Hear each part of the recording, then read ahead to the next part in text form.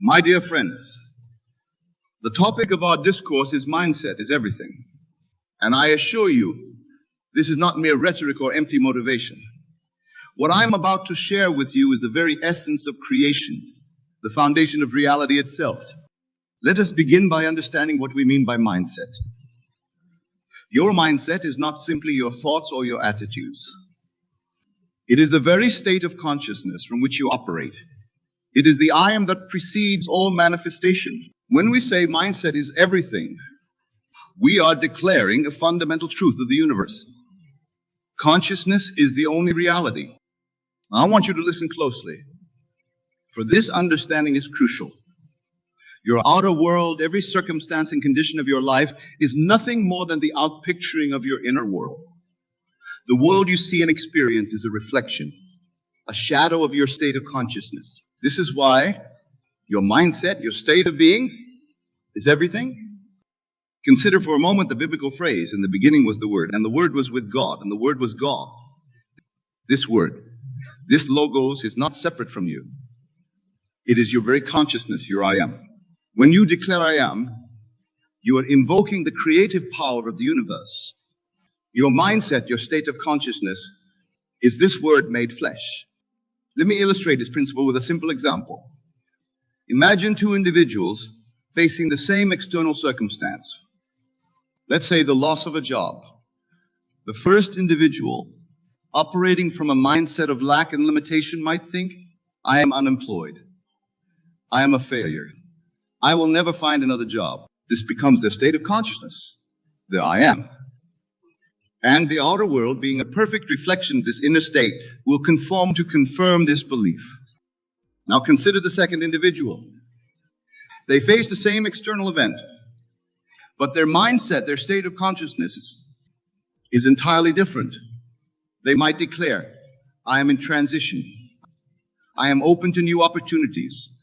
I am capable and valuable. This becomes their I am, and the outer world must, by law, reflect and confirm this state of consciousness. You see, my dear friends, your mindset is not just a passive observer of reality. It is the active creator of your reality. Your state of consciousness is the cause, and the world you experience is the effect. This is why mindset is everything. Now, let us delve deeper into this principle. Many of you might be wondering, if my mindset creates my reality, why do I experience circumstances that I do not consciously desire? This is a crucial question, and its answer lies in understanding the nature of consciousness itself. Your consciousness, your mindset, operates on multiple levels. There's your surface consciousness, your waking thoughts and desires. But beneath this lies your deeper consciousness, your habitual state of being, often shaped by years of accumulated beliefs and assumptions about yourself and the world. It is this deeper state of consciousness, this habitual mindset, that truly shapes your reality. You might consciously desire wealth, but if your deeper mindset, your habitual state of being, is one of lack and limitation, it is this deeper state that will be made manifest in your outer world. This is why simply thinking positive thoughts or making affirmations is not enough to change your reality. You must go deeper. You must change your very state of being, your fundamental mindset about yourself and the world. How do we accomplish this? How do we change our deepest mindset, our habitual state of consciousness? The answer lies in the power of imagination. Your imagination is not mere fantasy or daydreaming. It is the very workshop of creation. When you imagine, you are engaging the creative power of the universe. Because none of the words of William Blake. What is now proved was once only imagined. Everything in your world, from the chair you sit on to the most advanced technology, was once only a state of consciousness, an imagined reality, before it became a tangible fact. This is the secret of changing your mindset, of transforming your reality. You must use your imagination to create a new state of consciousness, a new mindset, and then occupy that state as if it were already a fact. This is what I mean when I speak of living from the end. Let me give you a practical example. Suppose you desire financial abundance, but your current mindset, your habitual state of consciousness, is one of lack and struggle.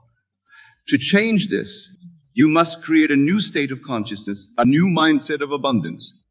Close your eyes for a moment. Imagine yourself in a state of financial abundance.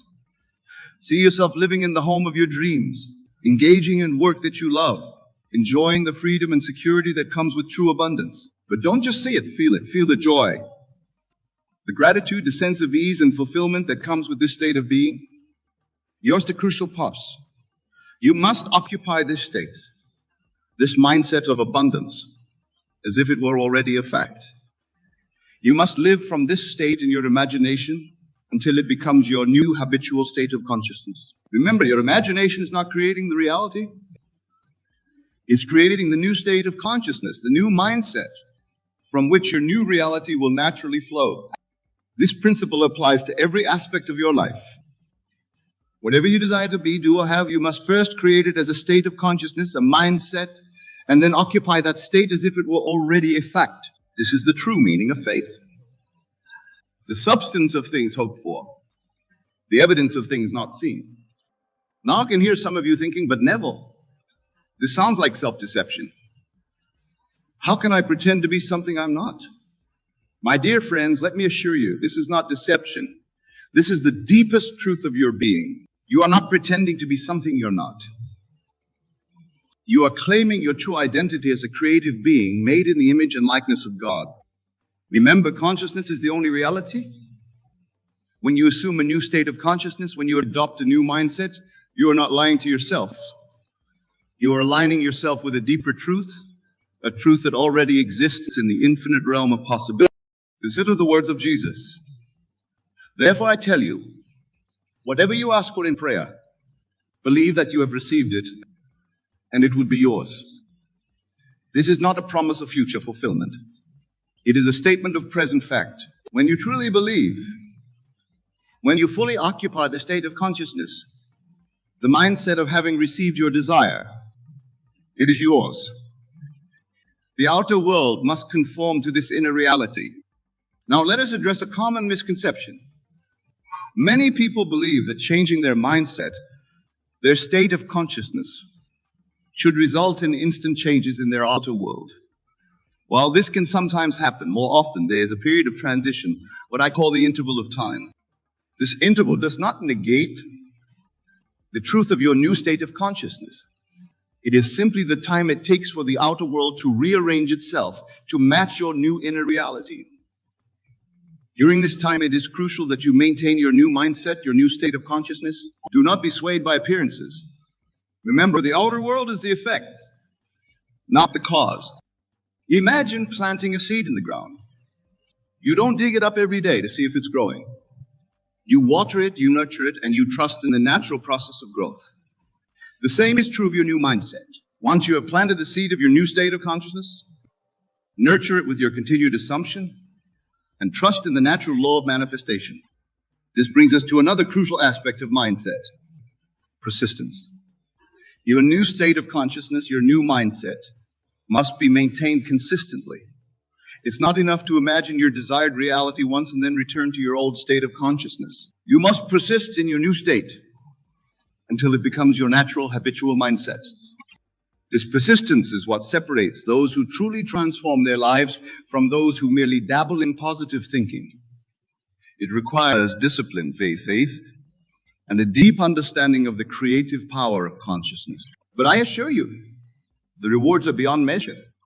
Now, let us address a question that often arises when discussing the power of mindset. Many ask, if my consciousness creates my reality, am I responsible for everything in my life, including the negative experiences? This is a profound question, and its answer requires a deep understanding of the nature of consciousness. Firstly, understand that much of your current reality is the result of past states of consciousness, mindsets that you may have occupied without full awareness. We are all on a journey of awakening, of becoming increasingly conscious creators of our reality. Secondly, remember that your individual consciousness is part of a larger collective consciousness. You are not an island, but a wave in the vast ocean of universal consciousness. While your individual mindset is incredibly powerful, it also interacts with the collective mindset of humanity. However, this does not diminish your creative power. It simply means that your mindset, your state of consciousness, determines how you experience and interact with the collective reality. Two people can face the same external circumstance and have entirely different experiences based on their individual mindsets. This understanding should not lead to guilt or self-blame for past experiences, but rather to empowerment. Knowing that your mindset creates your reality means that you have the power to change your reality by changing your mindset. This is true freedom. Let us now explore how this understanding of mindset as the creator of reality applies to various aspects of life. Take, for example, your relationships. Many people believe that they are at the mercy of others' behaviors and attitudes. They think, if only my partner would change, then I would be happy. But remember, your experience of others is a reflection of your own state of consciousness, your own mindset. If you consistently experience difficult relationships, look within. What is your mindset about relationships? You believe that love is scarce, that people always let you down, that you're not worthy of love. To change your relationship experiences, you must first change your mindset about relationships. Imagine yourself in loving, fulfilling relationships. Feel the joy, the connection, the mutual respect. Occupy this state of consciousness as if it were already a fact. As you persist in this new mindset, you will find your outer world of relationships transforming to match your inner reality. The same principle applies to your career and financial situation. Many believe that their income is determined by external factors, the economy, their employer, their level of education. But I tell you, your financial reality is a direct reflection of your mindset about money and success. If you consistently struggle financially, examine your mindset. Do you believe that money is scarce? That you have to work hard for every penny? That wealth is for others but not for you? These beliefs, these states of consciousness are creating your financial reality. To change this, you must adopt a new mindset, a new state of consciousness regarding money and success. Imagine yourself in a state of abundance. Feel the freedom, the security, the joy of financial prosperity. Live from this state in your imagination until it becomes your natural mindset. As you do this, you will find your outer world rearranging itself to match this new inner reality. Now let's address the realm of health and well-being. Many believe that their health is determined solely by genetics, diet, and external factors. While these play a role, I tell you that your health is primarily a reflection of your state of consciousness, your mindset about health in your body. If you constantly experience health issues, look at your mindset. Do you believe that your body is fragile, that illness is inevitable as you age, that you're at the mercy of every germ and virus? These beliefs, these states of consciousness are shaping your health reality. To transform your health, you must adopt a new mindset, a new state of consciousness regarding your body and well-being. Imagine yourself in a state of vibrant health. Feel the energy, the vitality, the joy of a body in perfect balance. Occupy this state as if it were already a fact. As you persist in this new mindset, you will find your body responding, aligning itself with this new inner reality. Now I want to address a common concern. Many of you might be thinking, but Neville, I've tried positive thinking before and it didn't work. My dear friends, what I'm sharing with you goes far beyond mere positive thinking. This is about fundamentally shifting your state of being, your very identity. Positive thinking often remains at the surface level of consciousness, like trying to calm the waves on top of the ocean. What we're discussing is diving deep into the ocean itself, changing the very currents that create the waves. This is why I emphasize the importance of feeling, of experiencing your desired state as if it were already a fact. It's not enough to think about what you want. You must become it in your imagination. You must feel the naturalness of it, the reality of it, until it becomes your dominant state of. Remember, your subconscious mind, which is the true creator of your reality, does not distinguish between what you vividly imagine and what you actually experience in the outer world. When you consistently occupy a state in your imagination, feeling its reality, your subconscious accepts it as fact and proceeds to bring it into your outer reality. This is the true power of mindset. It's not about forcing yourself to think positive thoughts. It's about choosing a new state of being and occupying it so fully in your imagination that it becomes your new reality.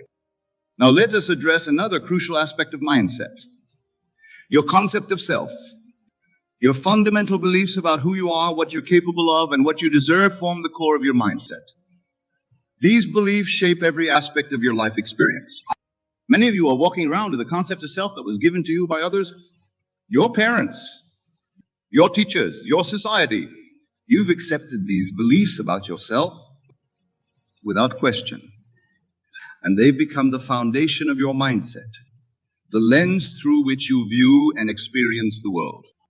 But I tell you, you have the power to choose your concept of self.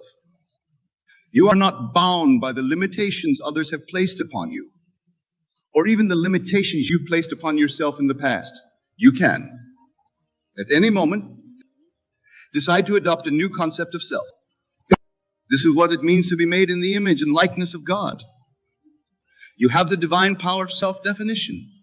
You can declare, I am, and whatever follows the declaration becomes your reality. This is the ultimate creative power of mindset. So I ask you, who do you choose to be? What concept of self will you adopt? Will you continue to accept a limited, fearful, or unworthy concept of self? Or will you claim your divine birthright and declare yourself to be the magnificent, powerful, worthy being that you truly are? Remember, this is not about ego or arrogance. This is about aligning yourself with the truth of your being. You are a divine creation endowed with infinite potential. Your mindset, your concept of self should reflect this truth. As you adopt this elevated concept of self, this empowering mindset, you will find your outer world transforming to match this inner reality. Opportunities will appear, relationships will improve, abundance will flow, because the outer must always conform to the inner. Now let us discuss the practical application of this understanding. How do you go about changing your mindset, your state of consciousness, in a way that truly transforms your reality? The key lies in what I call the law of assumption. This law states that if you assume a state and persist in that assumption, it must become your reality. This is not wishful thinking or idle fantasy. This is a fundamental law of consciousness.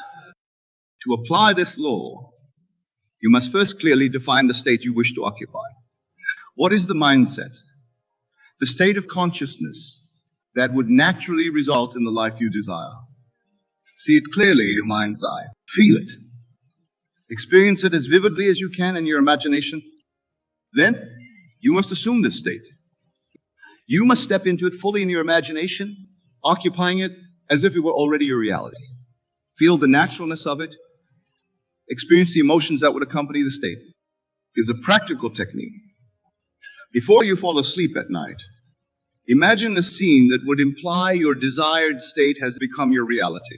Perhaps it's a congratulatory conversation with a friend, or simply looking at yourself in the mirror and seeing the confident, successful person you desire to be. Make this scene as vivid and real as possible. Feel it. Experience it fully. As you fall asleep in this state, you are impressing this new reality upon your subconscious mind. Remember, your subconscious does not distinguish between what is vividly imagined and what is actually experienced in the outer world. By falling asleep in this state, you are planting the seed of your new reality in the fertile soil of your subconscious mind. Repeat this process night after night. During your waking hours, whenever you think of your desire, return to the feeling of your wish fulfilled. Live from the assumption that what you desire is already a fact. Now here's where many people falter. They do this for a day or two, and when they don't see immediate results in their outer world, they give up. They return to their old mindset, their old state of consciousness. But remember what we said about the interval of time. Your outer world may take some time to rearrange itself to match your new inner reality. This is where persistence becomes crucial. You must maintain your new state, your new mindset, regardless of appearances. Remember, the outer world is the effect, not the cause. Persist in your assumption, and the outer world must eventually conform. This persistence requires faith. Not blind faith, but faith based on understanding. Faith in the law of consciousness. Faith that your inner world is the true reality, and that the outer must conform to the inner. As you persist in your new state, you will begin to see signs of your new reality manifesting in your outer world. These may be small at first, a chance comment from a friend, an unexpected opportunity, a shift in how people respond to you. These are confirmations that your new mindset is taking root, that your new reality is beginning to manifest. Do not disregard these signs, no matter how small they may seem. They are the first fruits of your new state of consciousness, the early evidence that your mindset is indeed everything. As you continue to persist in your new state, as you maintain your new mindset with unwavering faith, you will witness a complete transformation of your reality. The person you have imagined yourself to be will become the person you are in every aspect of your life. Your relationships, your career, your health, your finances, all will align with your new state of consciousness. This is the ultimate proof that mindset is everything. It is the foundation of your reality, the source of all creation in your world. Remember, my dear friends, you are the operant power in your world. Your mindset, your state of consciousness, is the creative force that shapes your entire existence. Choose it wisely, persist in it faithfully, and watch as your world transforms to match the grandeur you envision. For truly, mindset is everything. Listen carefully to what I am about to tell you, for this understanding will free you from the bondage of believing that life happens to you rather than through you. When you look into a mirror, does the mirror test you? Does it judge whether you are worthy of reflection? No, it simply shows you what is presented before it. The mirror has no opinion, no agenda, no purpose other than faithful reflection. So it is with the universe. It is the perfect mirror of your inner state, reflecting back to you with absolute precision the contents of your consciousness. You have been conditioned to believe that the world is something separate from you, something that acts upon you according to laws you cannot understand or control. You have been taught that you must prove yourself worthy, that you must earn your good, that you must pass tests and overcome obstacles placed before you by some external force. This is the great deception that keeps humanity in bondage. This is the lie that prevents you from claiming your divine inheritance. The truth is far more magnificent and far more empowering than you have dared to imagine. You are not a separate being trying to influence a hostile or indifferent universe. You are consciousness itself, expressing as the very universe you perceive. The world you experience is not external to you. It is the outpicturing of your own being, the externalization of your inner states, the faithful reflection of your assumptions about yourself and life. When you understand this principle deeply, truly deeply, you will never again look at your circumstances as something happening to you. You will recognize them as the faithful servants of your consciousness, appearing in your experience to show you exactly what you have been assuming to be true about yourself and your world. Every person in your life, every situation, every challenge, every blessing, all of it is consciousness pushing out from within you, taking form in the world of appearance to mirror back to you the contents of your own mind. But you say, Neville, surely you cannot mean that everything in my experience is my own creation. What about the terrible things that happen? What about injustice? What about suffering? And I say to you that everything, without exception, is the outpicturing of consciousness. This does not make you responsible for the suffering of others, but it makes you absolutely responsible for your own experience of life. It means that whatever you are experiencing right now is the perfect reflection of your inner assumptions. And more importantly, it means you have the power to change your experience by changing your assumptions. Consider this carefully. If the universe were testing you, then you would be at the mercy of some external judge who decides whether you pass or fail. You would be powerless, waiting for approval from forces beyond your control. But if the universe is reflecting you, then you are the wall-hanger brush that paints your experience. You are the author of your story, the creator of your reality, the operant power in your own life. This shift in understanding changes everything. Instead of asking, why is this happening to me? You begin to ask, what in me is creating this experience? Instead of trying to change the world, you focus on changing yourself, knowing that as you change within, the world must change without. Instead of fighting against your circumstances, you recognize them as messengers, showing you exactly what you have been assuming to be true. The law of assumption is always operating. You cannot turn it off any more than you can turn off the law of gravity. At every moment, your assumptions about yourself and your world are hardening into facts in your experience. The universe takes your assumptions as commands and works tirelessly to make them manifest in your life. It does not question whether your assumptions are good or bad, positive or negative, true or false. It simply reflects them back to you as your life experience. This is why Jesus said, "It is done unto you as you believe." He was not speaking of belief as intellectual agreement with certain propositions. He was speaking of belief as the deep assumption about reality that operates beneath the level of conscious thought. Your fundamental assumptions about what is possible for you, about who you are, about what you deserve, about how life works, these are the beliefs that the universe reflects back to you as your reality. When you truly understand that the universe is reflecting you rather than testing you, you realize that every moment is an opportunity to change your reflection while changing what you are assuming to be true. You do not need to wait for permission from the world. You do not need to prove yourself worthy. You do not need to pass any tests. You need only assume the truth of what you desire to experience, and the universe must reflect that assumption back to you as your reality. But how do you change your assumptions? How do you alter the deep patterns of thought and feeling that have been creating your current experience? The answer lies in understanding the nature of consciousness itself. Consciousness is not something you have. Consciousness is what you are. You are not a body with consciousness. You are consciousness appearing as a body. You are not a person having experiences. You are the very awareness in which all experiences appear. When you identify yourself with consciousness rather than with the limited person you appear to be, you discover that you have the power to assume any state of being you choose. You are not bound by your past, by your circumstances, by your limitations.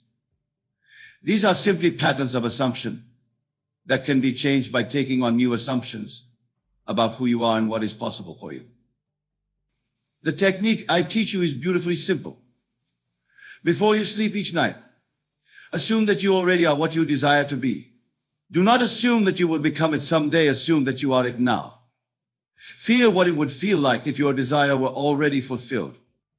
Live in that assumption as you drift off to sleep, and let your subconscious mind, which never sleeps, work throughout the night to externalize that assumption in your waking world. This is not mere positive thinking or wishful fantasy. This is the conscious direction of the creative power of consciousness itself. When you assume a state and persist in that assumption, you are not trying to convince the universe to give you what you want. You are recognizing that what you want already exists in consciousness, and you are choosing to identify with it rather than with its absence. The universe is not a testing ground where you must prove your worth. It is a reflecting pool that shows you exactly who you believe yourself to be. When you change your self-concept, when you revise your fundamental assumptions about yourself, the reflection must change. This is law. This is not theory or philosophy. It is the way consciousness operates. Think of it this way: if you are standing before a mirror and you do not like what you see, do you try to change the reflection in the mirror? Of course not. You change yourself and the reflection automatically changes. Similarly, if you do not like your life circumstances, do not waste your energy trying to change the outer world. Change your inner assumptions, and the outer world must conform to your new inner state. This understanding frees you from the exhausting effort of trying to manipulate conditions and circumstances. It frees you from the anxiety of wondering whether you are worthy of your desires.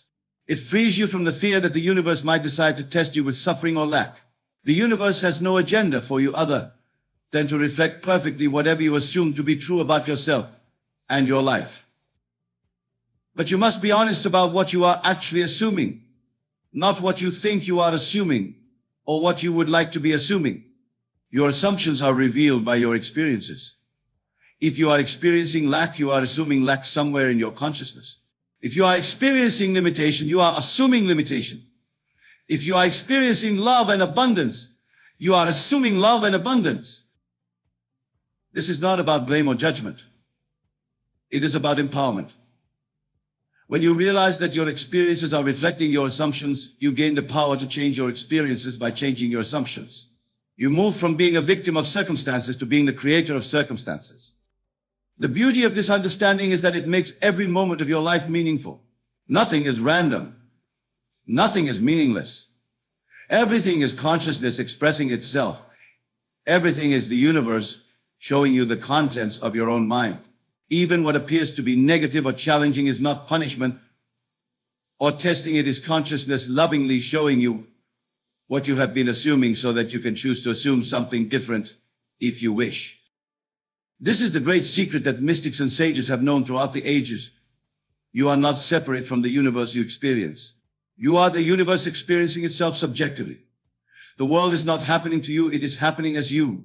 When you realize this, you stop fighting against life and start collaborating with the creative power of consciousness. But collaboration requires understanding how consciousness works. Consciousness always expresses itself through assumption. Whatever you assume to be true about yourself becomes true in your experience. This is not magic or metaphysics in some esoteric sense. It is the fundamental nature of consciousness itself. Consciousness must express itself, and it expresses itself according to the assumptions it holds about itself. When you assume you are limited, consciousness expresses limitation in your experience. When you assume you are abundant, consciousness expresses abundance. When you assume you are love, consciousness expresses love through the people and circumstances in your life. When you assume you are alone, consciousness creates experiences of isolation and separation. The universe is not testing whether you deserve love, it is reflecting your assumption about whether you are lovable. The universe is not testing whether you deserve success, it is reflecting your assumption about whether you are successful. The universe is not testing whether you deserve happiness, it is reflecting your assumption about whether you are happy. This means that changing your life is not about convincing the universe to treat you differently. It is about assuming differently about yourself so that the universe has something different to reflect. The universe cannot reflect what you do not assume to be true about yourself. It can only reflect what is active in your consciousness as a living assumption. This is why affirmations alone often fail to produce results. If you affirm I am wealthy while deeply assuming you are poor, the universe reflects your deeper assumption, not your self-affirmation. The universe responds to what you actually believe about yourself, not to what you say you believe or what you wish you believed. To change your reflection, you must change at the level of assumption. You must begin to assume, to take for granted, to accept as natural and inevitable the truth of what you desire to experience. You must live in the assumption of your wish fulfilled until that assumption becomes the natural state of your consciousness. This requires what I call a revision of your self-concept. Your self-concept is the sum total of all your assumptions about who you are, what you are capable of, what you deserve, what is possible for you. It is the filter through which consciousness expresses itself in your particular experience. Change your self-concept, and you change your world. But how do you revise your self-concept? How do you take on new assumptions about yourself? The answer is through the disciplined use of imagination. Imagination is not escapism or fantasy, it is the creative power of consciousness itself. When you imagine yourself to be other than what you appear to be, when you feel what it would be like to have your desire fulfilled, you are not pretending. You are exercising the fundamental power of consciousness to assume states of being. Night after night, as you prepare for sleep, imagine yourself to be the person you want to be. Feel what it feels like to be that person. See yourself living the life you want to live. Hear the conversations you would have. Feel the emotions you would feel. Experience the reality you want to create. Do this not as a technique to get something, but as an acknowledgement of what you already are in consciousness. Remember, consciousness is the only reality. The physical world is consciousness made visible. When you change your assumptions in consciousness, you change what consciousness has available to express as your physical experience. The universe must reflect your new assumptions because reflection is its nature. It has no choice in the matter. This is not about deserving or earning or being tested. This is about assuming and reflecting. The universe is a perfect mirror that must show you what you are assuming to be true about yourself. Change your assumptions, and you change your reflection. Persist in new assumptions, and they harden into facts in your experience. But persistence requires faith, and faith is not blind belief in something you hope might happen. Faith is the confidence that comes from understanding how consciousness works. When you know that the universe must reflect your assumptions, you have faith in your ability to create the life you desire by assuming the truth of that life. The universe is not withholding your good until you prove yourself worthy. Your good exists right now in consciousness, waiting for you to assume it as your own. The universe is not testing your patience, or your strength, or your character. It is reflecting whatever you are assuming about patience, strength. If you assume that good things come to those who wait, the universe reflects delay. If you assume that you must struggle for everything you get, the universe reflects struggle. If you assume that life is hard and then you die, the universe reflects hardship and limitation. But if you assume that you are blessed, that life supports you, that your desires are natural and inevitable, the universe reflects that assumption as your lived experience. This understanding transforms your relationship with desire itself. Desire is not something to be ashamed of or something that proves you are lacking. Desire is consciousness indicating what it wants to express through you. When you desire something, consciousness is telling you that this thing already exists in the realm of possibility and is seeking to manifest through your experience. The universe places desires in your heart not to torture you with wanting what you cannot have, but to inform you of what consciousness wants to express as your reality. Your desires are not random, they are the universe's way of communicating with you about what it wants to create through your life. When you realize this, you stop fighting against your desires and start assuming their fulfillment. You recognize that the desire itself is evidence that what you want already exists in consciousness and is seeking to manifest in your experience. The universe that gave you the desire is the same universe that will reflect its fulfillment when you assume that fulfillment as your natural state. This is the great reversal of understanding that changes everything. Instead of seeing the universe as separate from you, testing you, judging you, deciding whether to grant your request, you see the universe as your own consciousness made visible, faithfully reflecting your assumptions back to you as your experience of life. When you live from this understanding, every day becomes an opportunity to consciously choose what you want the universe to reflect. Instead of reacting to circumstances as if they were imposed upon you from outside, you recognize them as reflections of your inner state and use them as feedback to guide your assumptions. If you see lack in your life, you know that somewhere in your consciousness you are assuming lack.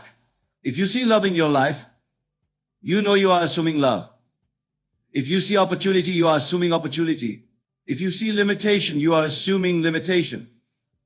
The universe is simply being faithful to its nature as the perfect mirror of consciousness. This makes you the author of your own experience in the most literal sense. Every assumption you hold about yourself and your world is a word you speak into the universe, and the universe must speak that word back to you as your reality. You cannot speak words of lack and have the universe respond with abundance. You cannot assume limitation and have the universe reflect unlimited possibility. But you can change your assumptions. You can revise your self-concept. You can choose what you want the universe to reflect back to you. This is your divine inheritance as consciousness itself. This is your power as the operant force in your own experience. The universe is not testing you to see if you are worthy of love. It is waiting for you to assume that you are lovable so it can reflect love back to you through every person and situation in your life. The universe is not testing you to see if you deserve abundance. It is waiting for you to assume abundance so it can reflect prosperity in all its forms. This is why Jesus said, "Whatsoever ye shall ask in prayer, believing ye shall receive." He was not talking about asking an external God for favors. He was talking about assuming the truth of what you desire and letting consciousness reflect that assumption as your reality. The asking is the assuming, the believing is the persistence in that assumption, and the receiving is the inevitable reflection of what you have assumed to be true. The universe is not your judge, it is your servant. It exists to reflect perfectly whatever you assume to be true about yourself and your life. It has no agenda other than faithful reflection. It does not decide whether you deserve what you desire. It simply gives you the experience of whatever you assume to be true.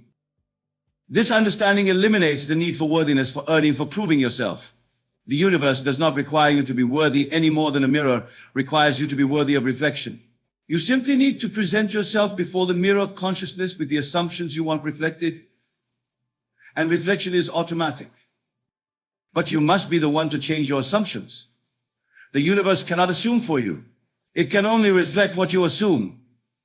If you continue to assume the same things about yourself and your life, the universe must continue to reflect the same experiences. If you want different experiences, you must assume different things. This is both the simplest and the most challenging aspect of conscious creation. It is simple because all you need to do is assume what you want to be true and persist in that assumption. It is challenging because it requires you to take complete responsibility for your experience and to stop looking outside yourself for the source of your circumstances. When you truly understand that the universe is reflecting you rather than testing you, you stop being a victim of circumstances and become the conscious creator of your experience. You stop waiting for the world to change and start changing your assumptions about the world. You stop asking why things are happening to you and start choosing what you want to have happen as you. This is the great awakening, the realization that you are not separate from the universe you experience, but are the very consciousness through which the universe knows itself. The world is not external to you, it is the externalization of your own inner states. The people in your life are not separate beings acting independently. They are consciousness appearing in forms that reflect your assumptions about yourself and others. When you know this, really know it, not just intellectually, but as the living truth of your being, you are free. Free from the need to prove yourself. Free from the fear of being tested. Free from the anxiety of wondering whether you are worthy of your desires. You are free to assume whatever you choose to be true about yourself and your life, knowing that the universe must reflect those assumptions as your lived experience. This is not theory. This is not philosophy. This is the way consciousness works. This is the law of your being. The universe is reflecting you right now, showing you exactly what you have been assuming about yourself and your life. If you want to see something different in the mirror of your experience, you must assume something different about yourself. The power is yours. The choice is yours. The universe is waiting, ready to reflect whatever you choose to assume about yourself and your reality.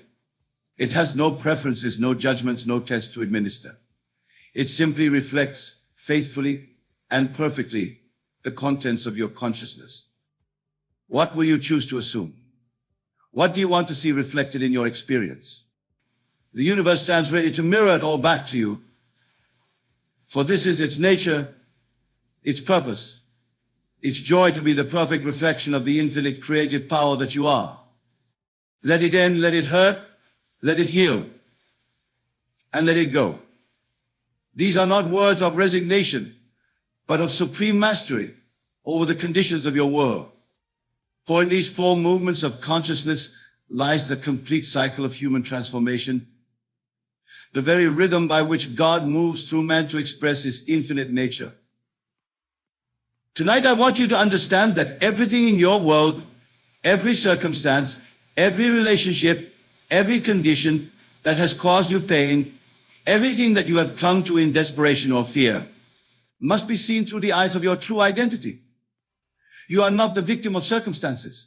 You are not at the mercy of conditions. You are the operant power of God, expressing through human form. And as such, you have the authority to end what must end, to embrace what must be felt, to heal what must be healed, and to release what must be released. The first movement of consciousness that we must master is learning to let it end.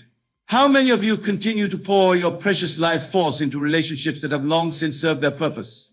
How many of you persist in jobs, in situations, in patterns of thinking that drain your vitality and diminish your vision of who you truly are? The unwillingness to let things end is not loyalty. It is not love. It is not wisdom. It is fear masquerading as virtue. I tell you now, with all the authority of one who has tested these principles in the laboratory of experience, that your imagination is the only reality. What you can conceive and believe, you can achieve. But before the new can be born, the old must die. Before the wishful state can be realized, the unwanted state must be released. This is not cruelty, this is creation. This is how God operates through you. When I speak of letting it end, I am speaking of a conscious decision made from your divine nature, not from the wounded aspects of your personality. The end I speak of is not born of anger, resentment, or despair. It is born of recognition, of clarity, of the deep knowing that what has served its purpose must be released, so that what seeks to be born through you can emerge. Consider the seasons of nature. Does the tree mourn when autumn comes and its leaves begin to fall? Does it resist the natural cycle that prepares it for new growth? The tree trusts the process because it knows that letting go is not death, but preparation for greater life. You too must learn to trust the seasons of your soul, to recognize when it is time to release, to end, to say farewell to what has been so that what wants to be can manifest. But here is where most people stumble. They think that ending something means it was wrong, that it was a mistake, that they have failed somehow. This is the thinking of the natural man, not the regenerated man. The spiritual man understands that everything serves a purpose in the grand design of consciousness. Every relationship, every experience, every season of life brings gifts, lessons, opportunities for growth and expansion. But when that gift has been received, when that lesson has been learned, when that growth has occurred, wisdom knows it is time to move forward. The art of letting things end gracefully is the art of honoring what has been while making space for what seeks to become. It is the recognition that you are not diminished by endings, but enlarged by them. Each ending is an expansion of your consciousness, a deepening of your understanding of who you are and what you are capable of creating. Now, as we move from ending to the second movement of consciousness, we encounter what most people fear above all else, the necessity of feeling fully, of letting it hurt. Oh, how the natural man resists this teaching. How we scheme and struggle to avoid pain, to numb ourselves, to escape into distractions and denials. But I tell you tonight, the path to your freedom runs directly through your willingness to feel completely. Pain is not your enemy. Pain is information. Pain is the soul's way of calling your attention to what needs to be transformed. When you run from pain, you run from transformation.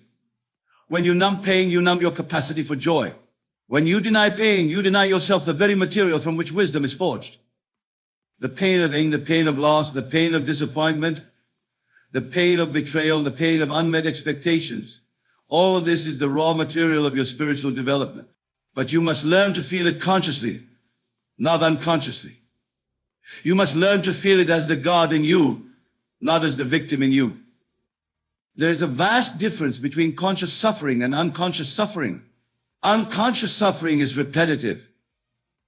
It goes nowhere. It serves no purpose except to reinforce the story of limitation that the false self tells about life. But conscious suffering, conscious feeling, conscious allowing of the pain to move through you, this is transformative. This is how coal becomes diamond under pressure. When you allow yourself to feel the full impact of what is ending in your life, when you let the grief come, when you let the disappointment wash through you, when you let the disappointment, you are practicing the highest form of self-respect. You are honoring the reality of your human experience while remaining rooted in your divine nature. The key to letting it hurt is to feel it fully without making it your identity. Feel the pain, but do not become the pain. Experience the loss, but do not become loss itself. Allow the disappointment, but do not become disappointment. You are the consciousness that is aware of these feelings, not the feelings themselves. This distinction is crucial to your liberation. I have learned through my own journey that the feelings you most want to avoid are often the gateways to your greatest expansion. The relationship that ended and broke your heart open led you to discover depths of love within yourself you never knew existed. The job you lost that left you feeling worthless led you to recognize talents and possibilities you had never explored. The illness that frightened you led you to a relationship with your body and your mortality that deepened your appreciation for life itself. But none of these gifts can be received if you do not allow yourself to feel the fullness of the experience. The hurt is not punishment, it is initiation. It is life initiating you into deeper levels of compassion, wisdom, strength, and love. But you must show up for the initiation. You must be present to the process. This brings us to the third movement of consciousness, letting it heal. Healing is not something that happens to you, it is something that happens through you. You are not the passive recipient of healing. You are the active agent of healing. Healing is your natural state asserting itself through your willingness to align with wholeness rather than with brokenness. But true healing cannot begin until you have fully acknowledged what needs to be healed. This is why the sequence matters. First the ending, then the feeling, then the healing. You cannot heal what you will not feel. You cannot transform what you will not acknowledge. You cannot integrate what you continue to resist. The healing I speak of is not merely the cessation of pain, though that may be part of it. The healing I speak of is the integration of the experience into the wholeness of who you are. It is the transformation of what seemed to be working against you into what is now working for you. It is the recognition that nothing in your experience has been wasted, that everything has contributed to the magnificent being you are becoming. Healing happens when you stop seeing yourself as broken and start seeing yourself as breaking open. Healing happens when you stop asking why me and start asking how is this serving my highest good. Healing happens when you stop resisting your humanity and start embracing it as the perfect vehicle for your divine expression. But healing also requires your active participation. It requires you to choose healing thoughts over wounded thoughts. It requires you to choose healing words over bitter words. It requires you to choose healing actions over vengeful actions.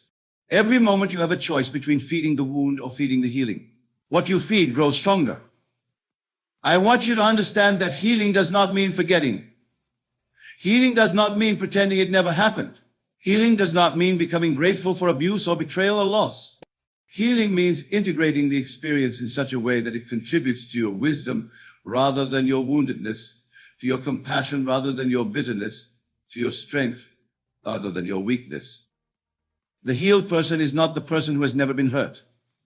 The healed person is the person who has learned to extract the gold from every experience, who has learned to find the gift in every challenge, who has learned to see the divine purpose in every human encounter, no matter how painful it may have seemed at the time.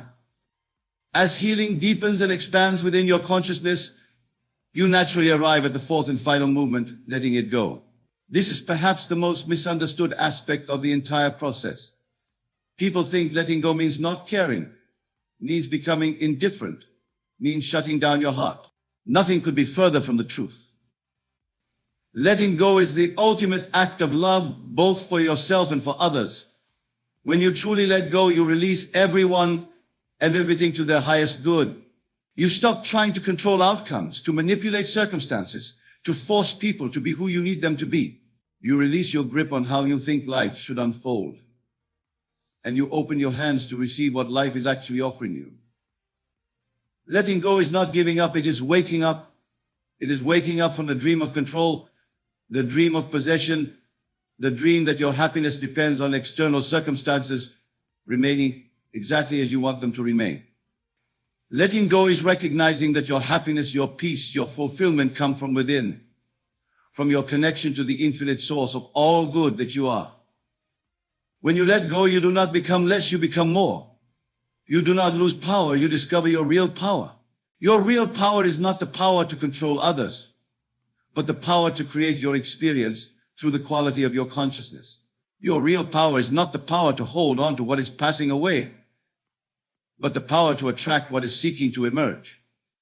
The person who has learned to let go completely becomes a magnet for miracles. Why?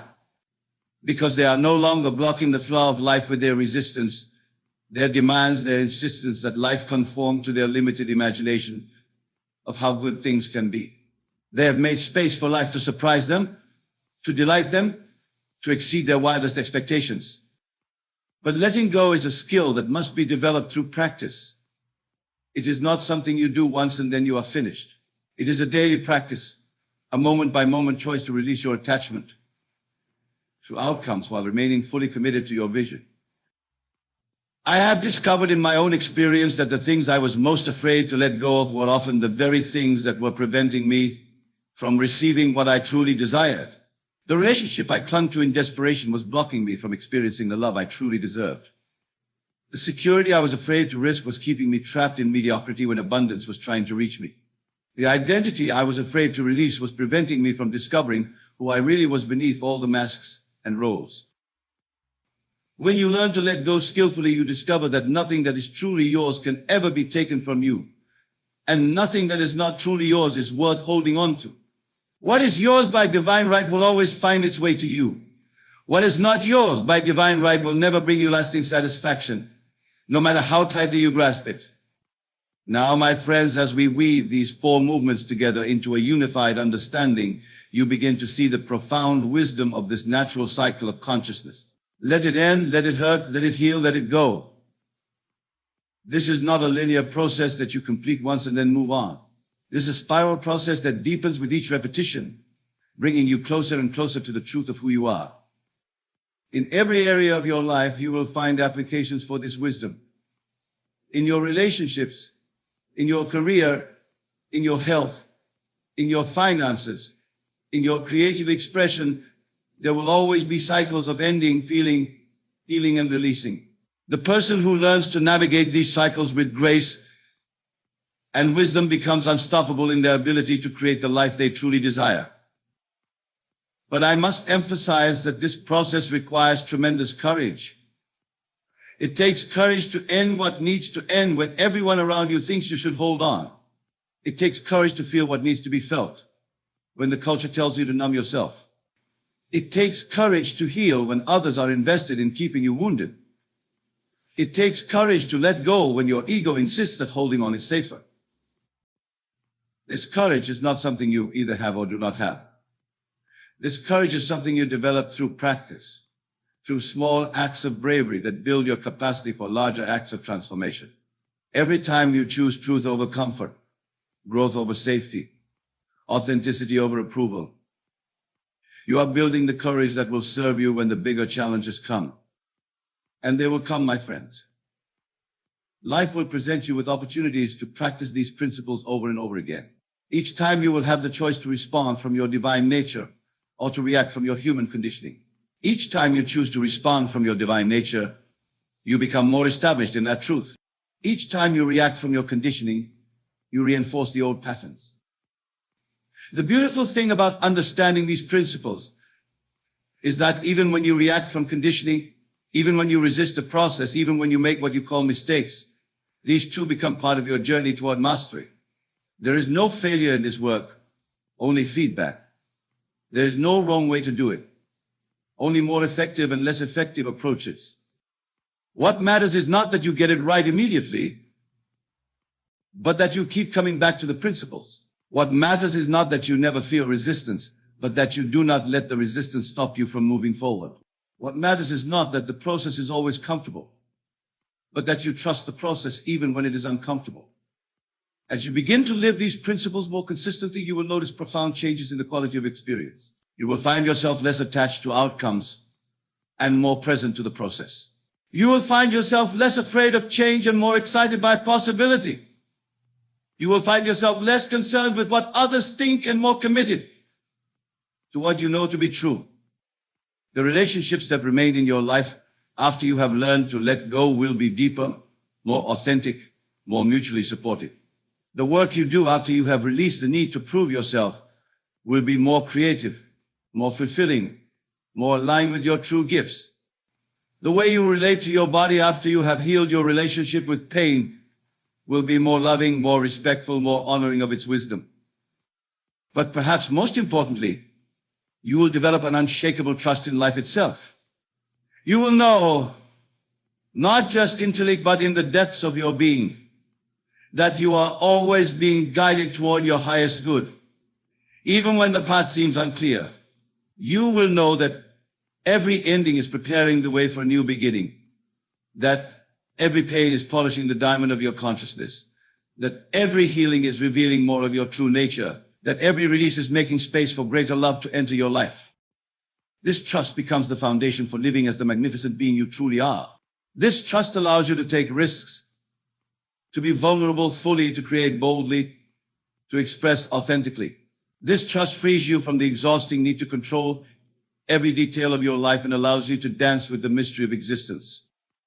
When you reach this level of trust, you realize that you have been afraid of the very things that would set you free. You have been afraid of endings when endings are doorways to new beginnings. You have been afraid of pain when pain is the sculptor of wisdom. You have been afraid of healing when healing reveals your true power. You have been afraid of letting go when letting go is what allows you to receive. My dear friends, I want to leave you tonight with this understanding. You are far more resilient than you imagine, far more powerful than you believe, far more loved than you know. The experiences that have challenged you have not diminished you, they have refined you. The losses you have endured have not impoverished you, they have prepared you for greater abundance. The pain you have felt has not broken you, it has broken you open to receive more love than you ever thought possible. The invitation before you now is to trust this process completely, to let it end when it is time for things to end, to let it hurt when there is hurt to be felt, to let it heal when healing wants to happen, to let it go when it is time for release. This is not passive acceptance. This is active participation in the divine process of creation that is always happening through you. You do not need to figure out how all of this will work. You do not need to have a plan for every step of the journey. You only need to be willing to take the next step, to make the next choice that aligns with love rather than fear, truth rather than illusion, growth rather than stagnation. As you practice these principles, you will discover that you have everything within you that you need to create a life of extraordinary meaning, purpose, and joy. You will discover that you are not at the mercy of circumstances, but that circumstances are responding to the quality of your consciousness. You will discover that you are not a victim of your past, but the author of your future. The life you have always dreamed of is not somewhere out there waiting for you to find it. It is within you, waiting for you to clear away everything that is not it. Every ending clears away what is not your true life. Every feeling you allow yourself to feel clears away what is not your true peace. Every healing you embrace clears away what is not your true power. Every release you make clears away what is not your true love. Tonight, as you leave this place and return to your daily life, I want you to look for opportunities to practice these principles.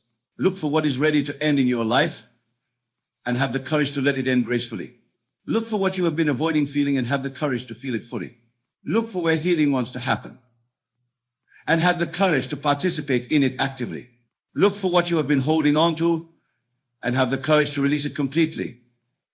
Remember that you are not doing this work alone. You are supported by the infinite intelligence that created you, that sustains you, that is expressing as you in every moment.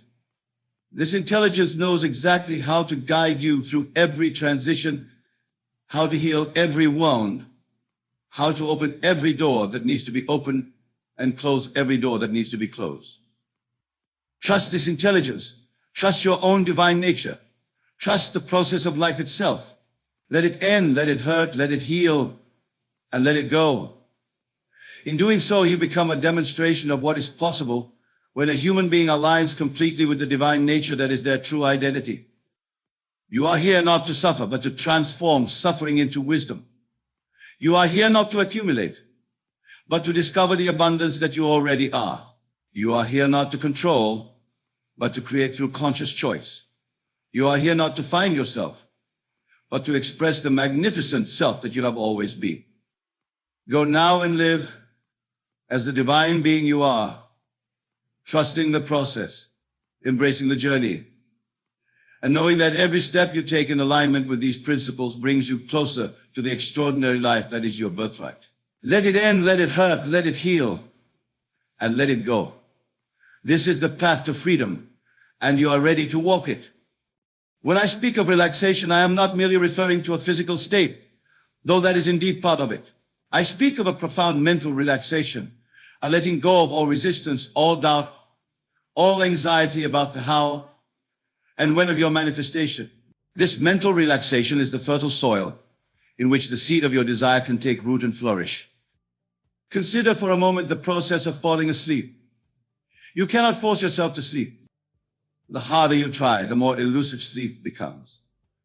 It is only when you completely let go, when you surrender to the natural state of rest, that sleep gently embraces you. Manifestation follows precisely the same law. The harder you strive, the more you push against the very thing you seek. The Bible tells us, be still and know that I am God. This is not merely poetic language. It is a practical instruction for manifestation. To be still is to quiet the questioning, doubting mind. It is to silence the voice that asks, how will this come to pass? When will I see evidence? What must I do to make it happen? These questions, born of anxiety and doubt, create resistance in your consciousness, and whatever you resist persists. Let me share with you a simple truth. Your natural state is one of wholeness, abundance, and fulfillment. It is only your thinking that obscures this truth. Your thoughts create barriers between you and your desires. So when I tell you to relax, I am inviting you to return to your natural state of being, where manifestation happens effortlessly, as naturally as breathing. I have often told the story of a dear friend who desired a specific home for his family. For months, he affirmed his ownership of this home, visualized living in it, and took every action he believed necessary to acquire it. And yet the home remained outside his reach. It was only when he reached a point of complete surrender, when he said to himself, it is done. The home is mine in imagination, and therefore it must materialize in my world, that the circumstances rearrange themselves, and within a week, he was moving his family to that very home. What changed? Not his desire, not his worthiness, not even his technique. What changed was his state of consciousness. He moved from a state of striving to a state of knowing, from effort to relaxation, from seeking to finding. And in that shift, the entire universe conspired to deliver his desire. Many of you have experienced this phenomenon in your own lives, though perhaps you did not recognize it at the time.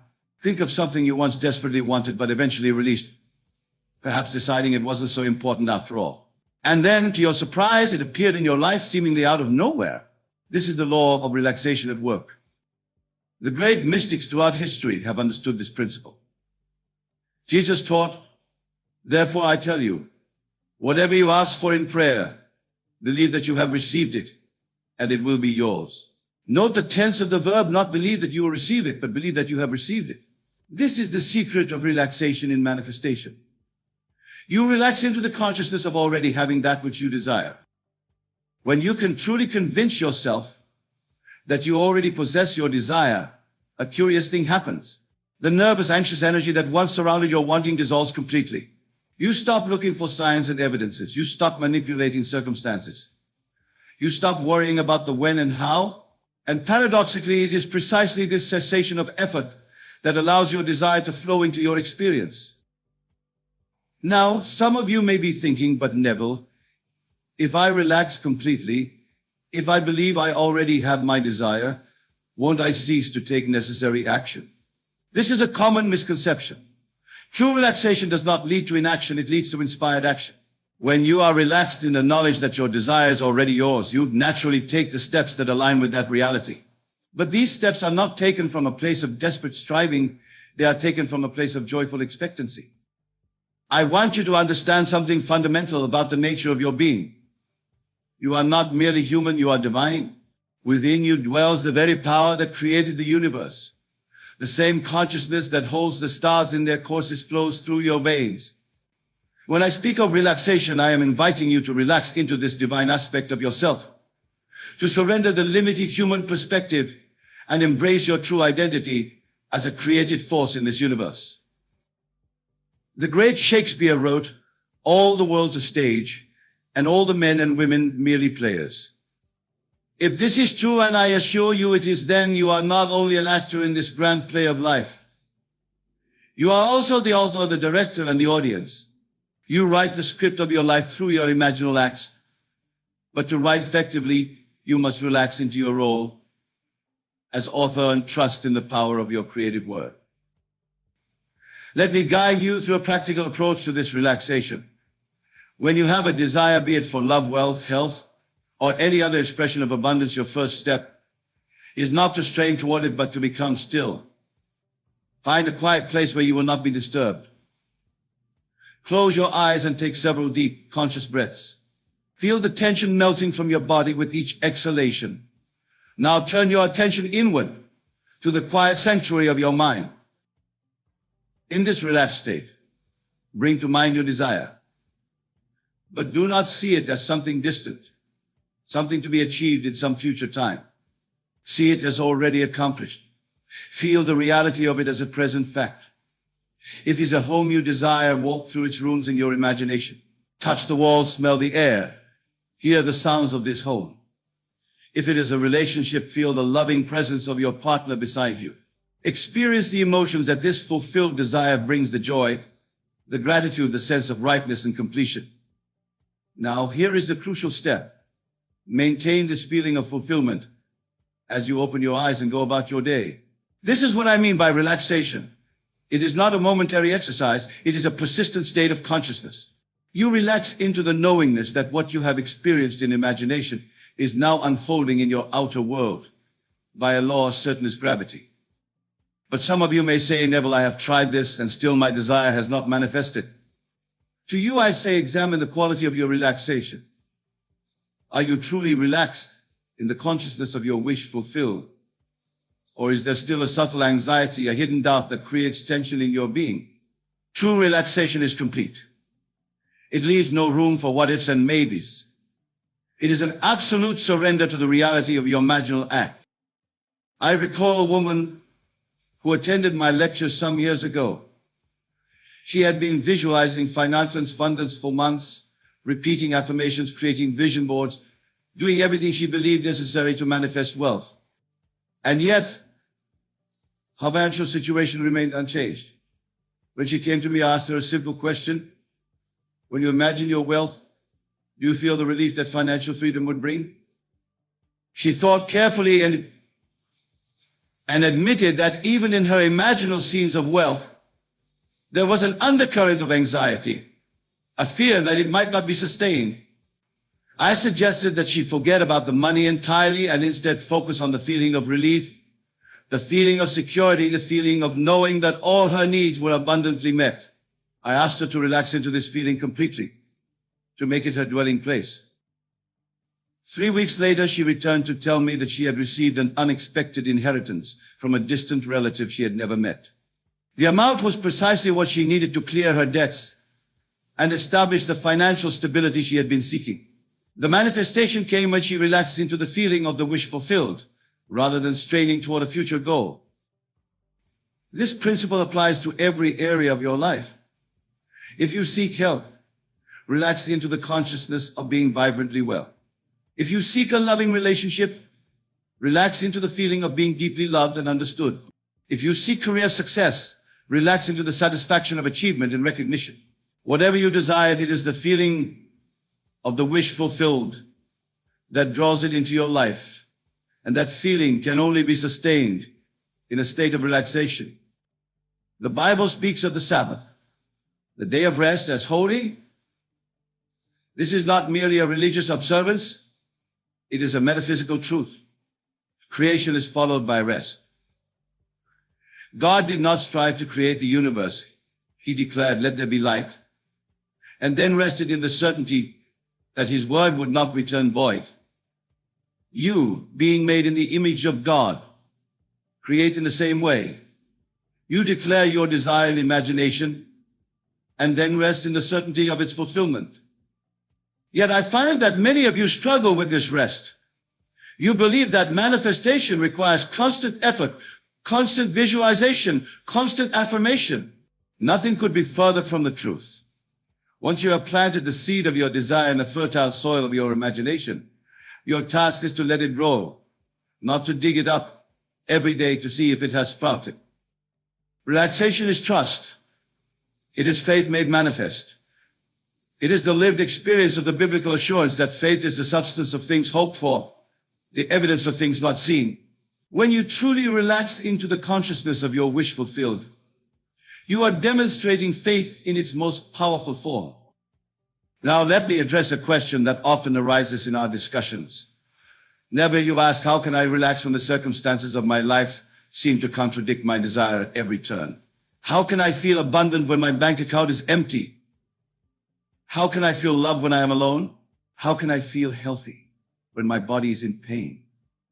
This is perhaps the greatest challenge in the art of manifestation, and it is precisely why relaxation is so crucial. To manifest contrary to existing circumstances requires a special quality of relaxation, a relaxation so deep that it transcends the evidence of the senses. It is a relaxation into the reality of imagination over the reality of the physical world. Remember, the physical world you see now is but the outpicturing of past imaginings, both conscious and unconscious. It is the harvest of seeds planted in the past. But at any moment, you can plant new seeds through your deliberate use of imagination.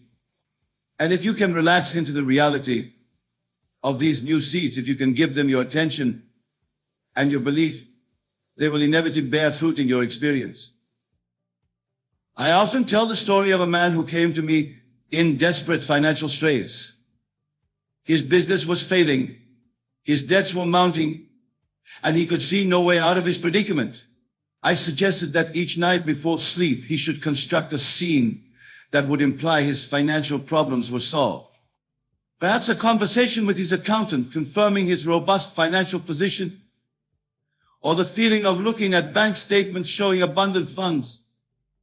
The man followed my advice but reported back that as soon as he created these imaginal scenes, his mind would flood with contrary thoughts, with all the reasons why his situation could not improve.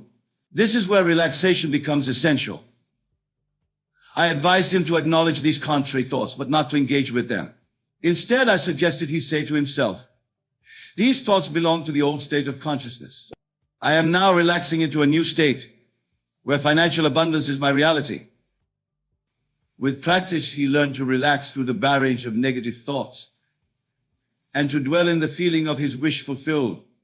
And as he did so, opportunities began to appear in his business.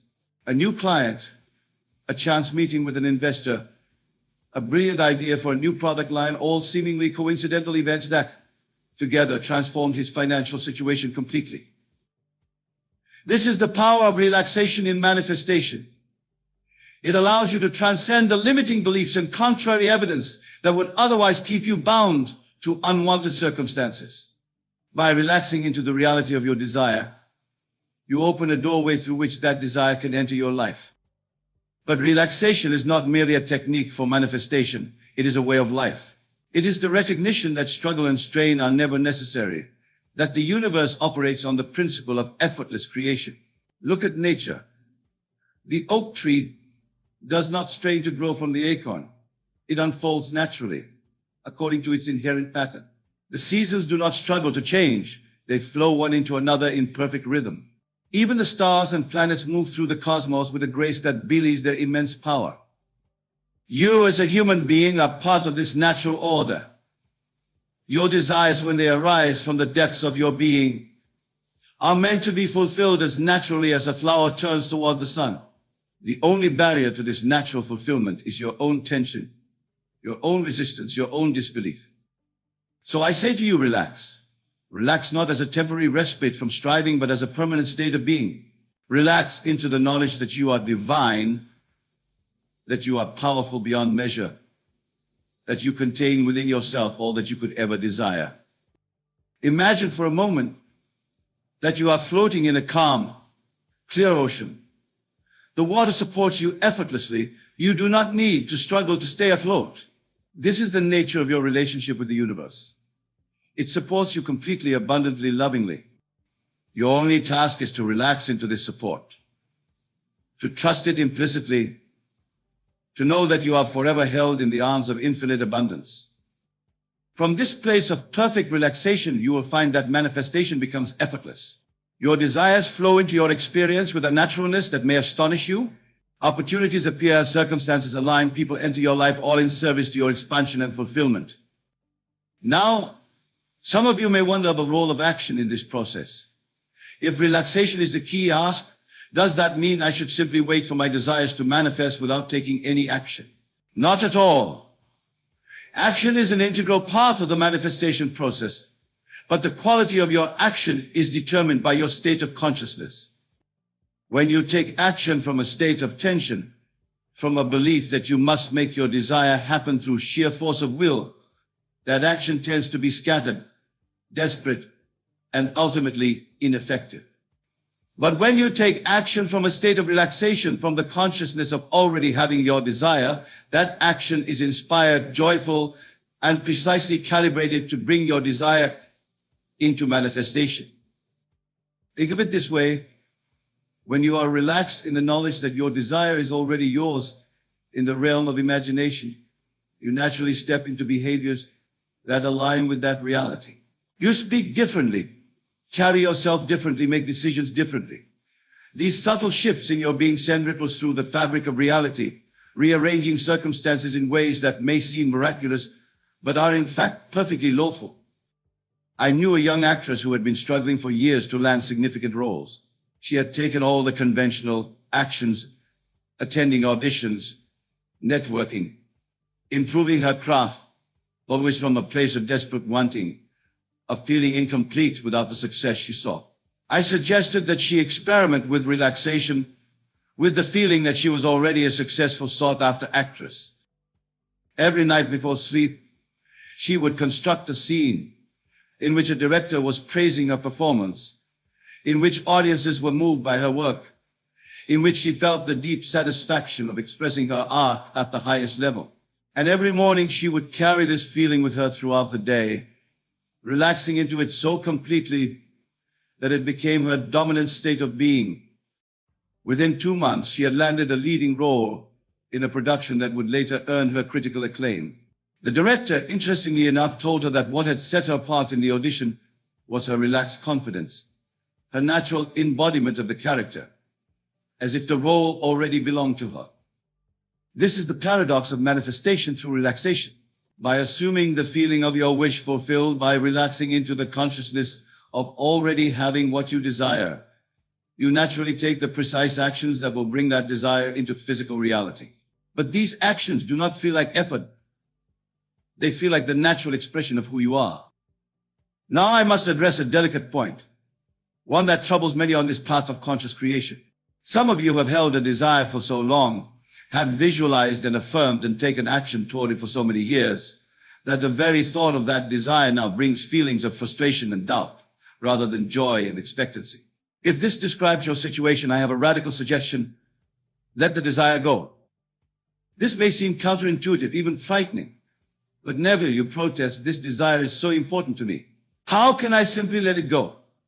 I am not suggesting that you abandon your desire. I am suggesting that you abandon your attachment to it, your anxious striving for it, your belief that you cannot be happy without it. In truth, what you seek is not the specific form of your desire, but the feeling you believe that fulfilled desire will bring you the feeling of love, of security, of freedom, of joy. And these feelings are available to you now, independent of any external circumstance.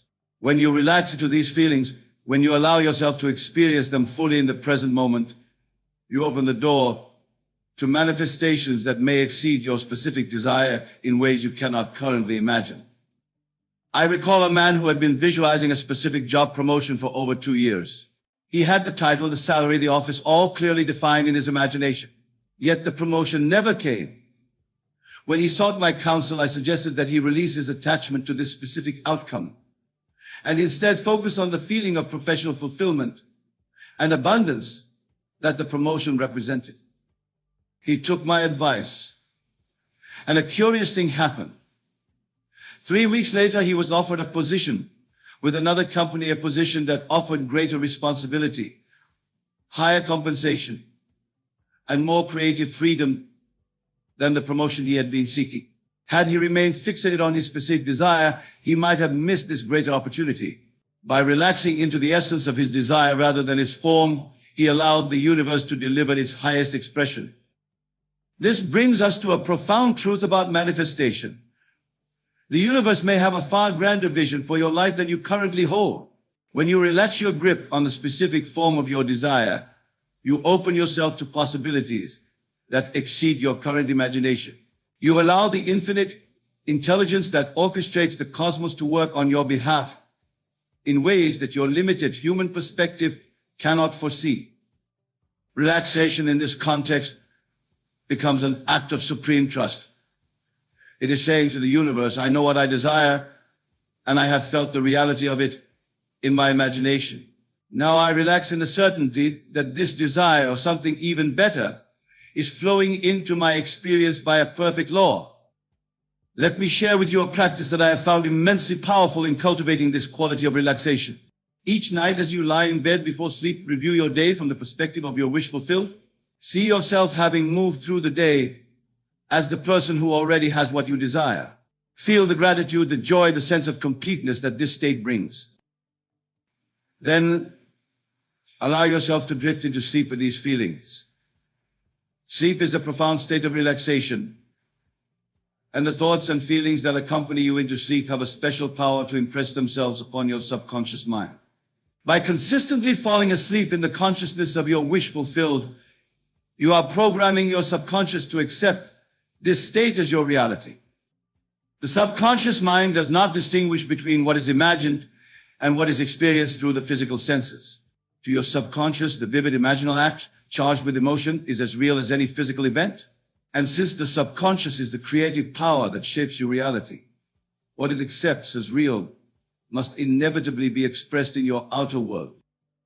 This practice of falling asleep in the state of your wish fulfilled combines two powerful principles: relaxation and persistence. The relaxation of sleep allows your desire to bypass the critical faculty of the conscious mind and to impress itself directly upon the subconscious. And by repeating this practice night after night, you build a persistent state of consciousness that must, by law, manifest in your experience. But what of your waking hours? How do you maintain this state of relaxed awareness of your wish fulfilled as you move through your day, confronted by circumstances that seem to contradict your desire? This is where the art of mental discipline comes into play. Throughout your day, whenever you notice yourself slipping into old patterns of thought and feeling anxiety about your desire, doubt in its fulfillment, frustration at its seeming absence, gently bring your attention back to the feeling of your wish fulfilled. Do not fight against the negative thoughts. Simply redirect your attention to the reality you wish to experience. This is not denial or avoidance. It is the conscious selection of the state of consciousness you wish to invent. Just as you might change the channel on a television when a program no longer interests you, you can change the channel of your consciousness when you find yourself tuned to stations that do not serve your highest good. With practice, you will find that you can maintain the feeling of your wish fulfilled with increasing ease and duration. What once required conscious effort becomes your natural state of being. And as this state stabilizes in your consciousness, you will see the outer circumstances of your life begin to reshape themselves to match your inner reality. Now, a word about time. Many of you become anxious about when your desire will manifest. You create your imaginal scene. You feel the reality of your wish fulfilled. And then you begin to wonder, when will I see it in my physical world? How long must I wait? This concern with time is one of the most persistent barriers to effective manifestation. Time, as you experience it in the physical world, does not exist in the realm of imagination. In imagination, all possibilities exist simultaneously in an eternal now. When you enter the state of your wish fulfilled in imagination, you are stepping outside of time as you know it. You are entering a dimension where your desire is already a reality, where the question of when is meaningless. The manifestation of your desire in the physical world, which exists in time, will occur at the perfect moment, not according to your anxious timetable, but according to the perfect orchestration of universal forces. Your task is not to specify or worry about the when, but to remain faithful to the feeling of your wish fulfilled. to relax in the certainty that what is real in your imagination must, by an infallible law, become real in your experience. I have seen desires manifest in an instant, and I have seen them take years to unfold. The variable is not the validity of the law, but the individual's ability to maintain the feeling of the wish fulfilled, to relax completely into the new state of consciousness despite the evidence of the senses. Remember, the physical world you see now is the result of past states of consciousness. There is often a lag between the establishment of a new state in consciousness and its full expression in the physical world. This lag is not a failure of the law, but a natural feature of the manifestation process. The seed must first take root before the plant can emerge from the soil. During this interval between your inner assumption and its outer manifestation, your faith will be tested. This is the time when relaxation becomes most crucial and most challenging. Can you relax in the knowledge of your wish fulfilled when all external evidence suggests its absence? Can you maintain the feeling of having what you desire when your senses report that you do not have it? This is the test of true mastery in the art of conscious creation. I am reminded of a biblical story that beautifully illustrates this principle. After a severe, the prophet Elijah declared that rain would come. He then sent his servant to look toward the sea for signs of the approaching rain. The servant returned saying he saw nothing. 6 times Elijah sent him, and 6 times he returned with the same report. No sign of rain. But Elijah was relaxed in the knowledge that rain was coming. He had declared it in consciousness, and he knew that his word, backed by faith, could not return void. He sent his servant a 7th time, and at last the servant reported seeing a small cloud, no larger than a man's hand, rising from the sea. From this tiny beginning came a great rainstorm that ended the drought. This story contains a profound lesson in manifestation. Elijah did not become anxious or doubtful when the rain did not immediately appear. He remained relaxed in his knowing, confident that what he had decreed in consciousness must manifest in reality. And so it did, albeit not instantly, not all at once, but beginning with the smallest of signs that grew into the fullness of his desire. Your manifestations may follow a similar pattern. They often begin with small signs, subtle shifts in your circumstances that are the harbingers of greater change to come. Look for these signs with appreciative attention, but do not become anxious if they are not immediately apparent. Continue to relax in the consciousness of your wish fulfilled, knowing that the universe is already in motion, already rearranging itself to bring your desire into manifestation. Let us now consider another aspect of relaxation in manifestation, the release of resistance. Resistance takes many forms: doubt, fear, worry, attachment to specific outcomes, concern about the how of manifestation. All of these create tension in your consciousness, a subtle pushing against the very thing you wish to attract. The paradox of manifestation is that the more you can release your grip on your desire, the more freely it can flow into your experience. This does not mean abandoning your desire. It means releasing the anxious energy that surrounds it, the fear that might not manifest, the doubt in your worthiness to receive it. I often use the metaphor of a radio to explain this principle. Your consciousness is like a radio receiver, capable of tuning to countless frequencies or states. The state of tension and anxiety about your desire is one frequency. The state of relaxed assurance that your desire is already yours is another. The universe, like a cosmic broadcaster, is transmitting all possibilities simultaneously.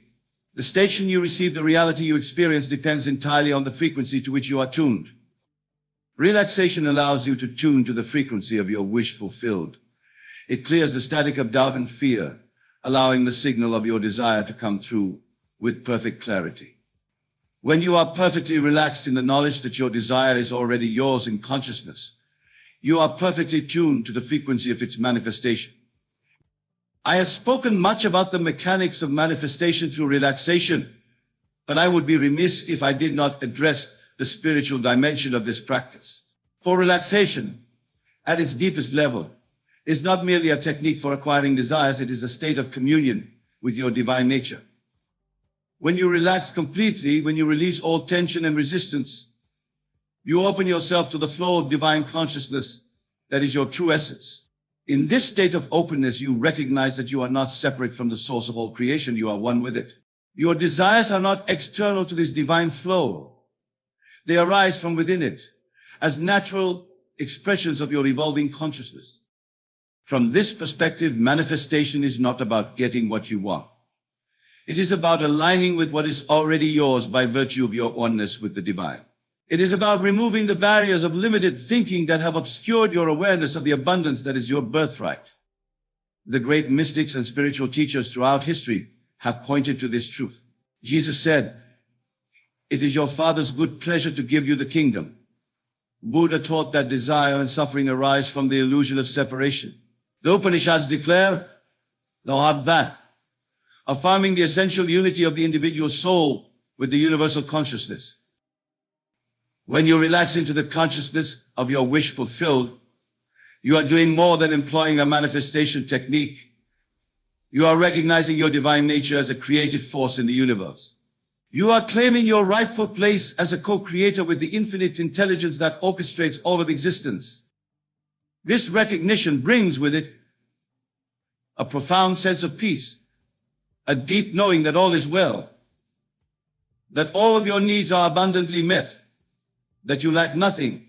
From this place of inner abundance, external manifestations flow naturally and effortlessly, not as acquisitions, but as expressions of your expanding consciousness.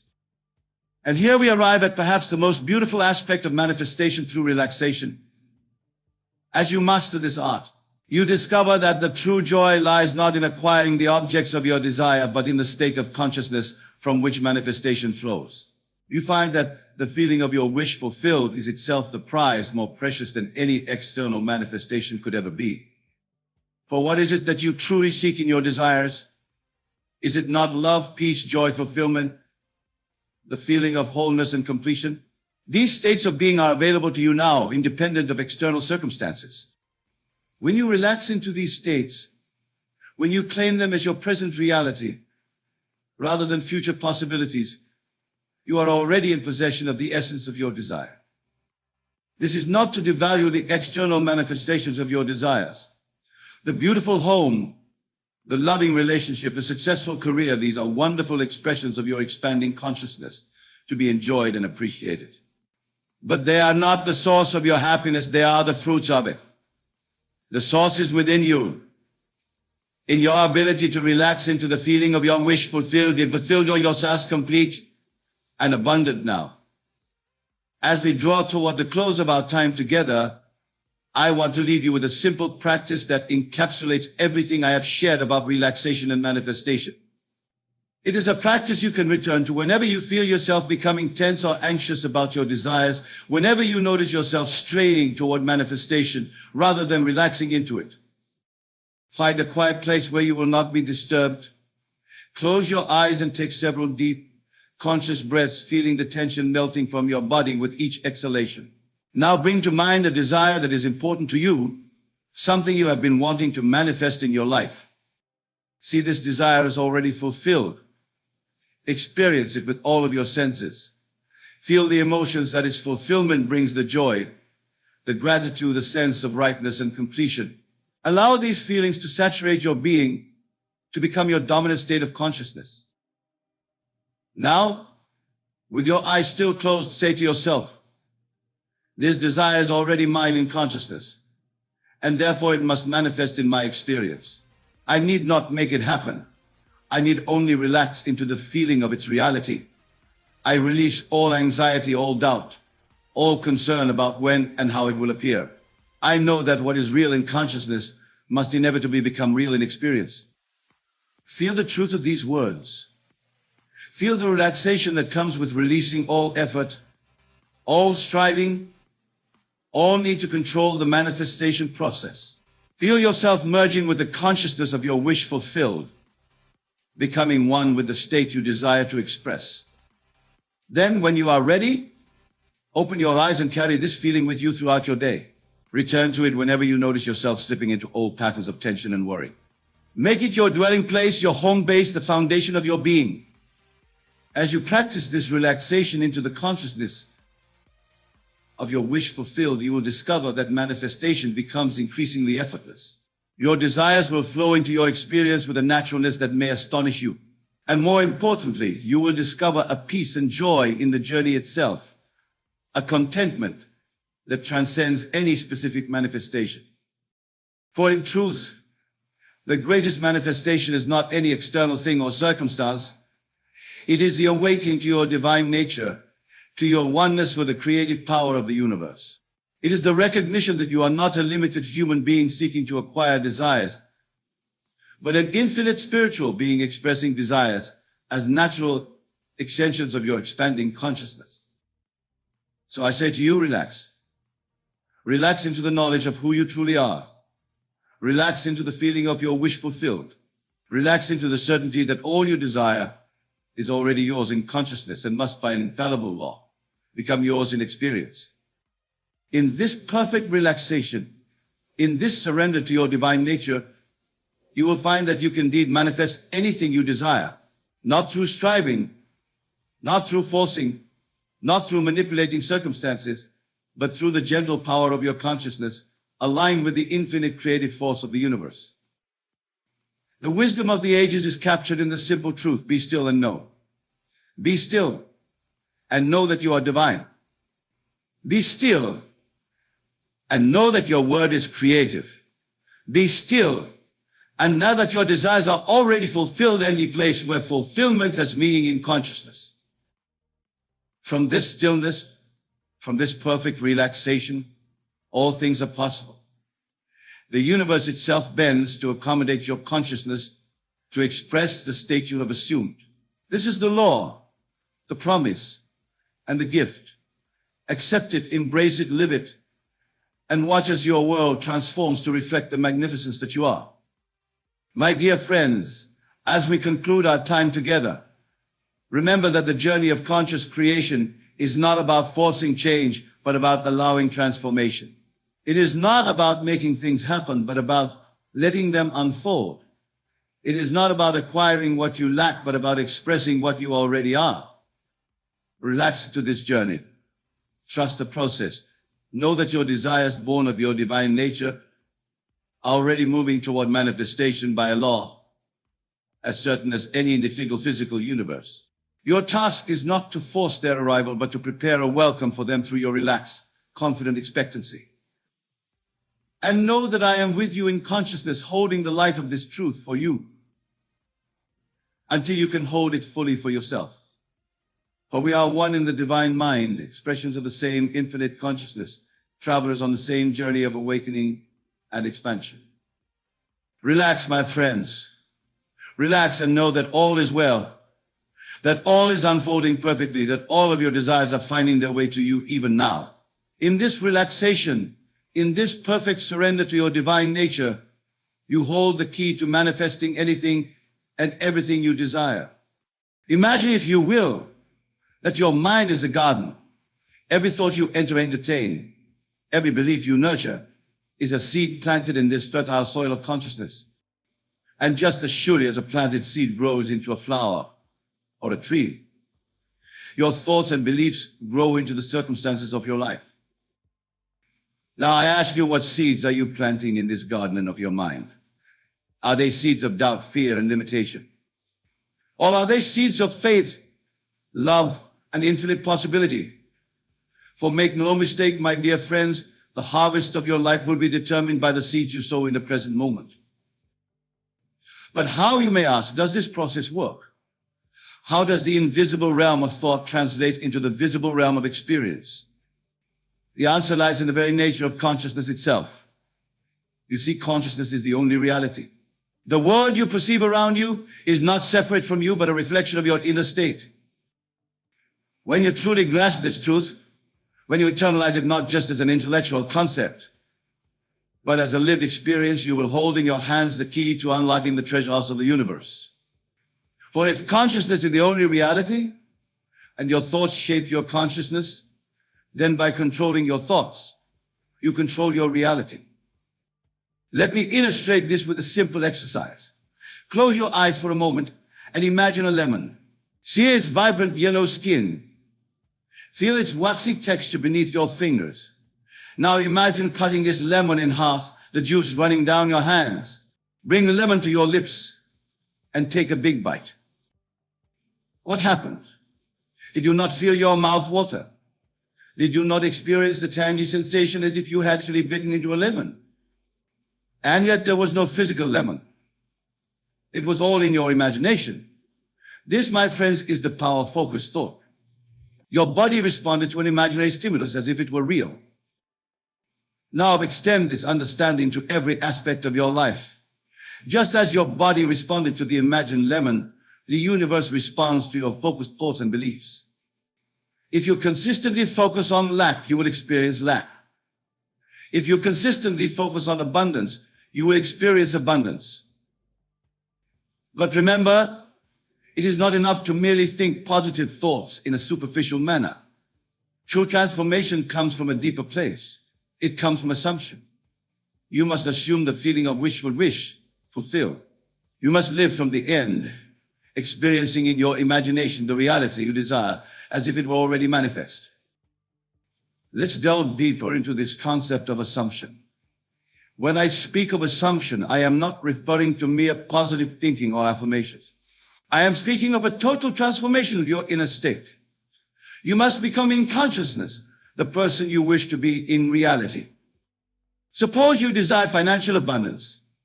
It is not enough to simply repeat affirmations about wealth. You must assume the state of wealth consciousness.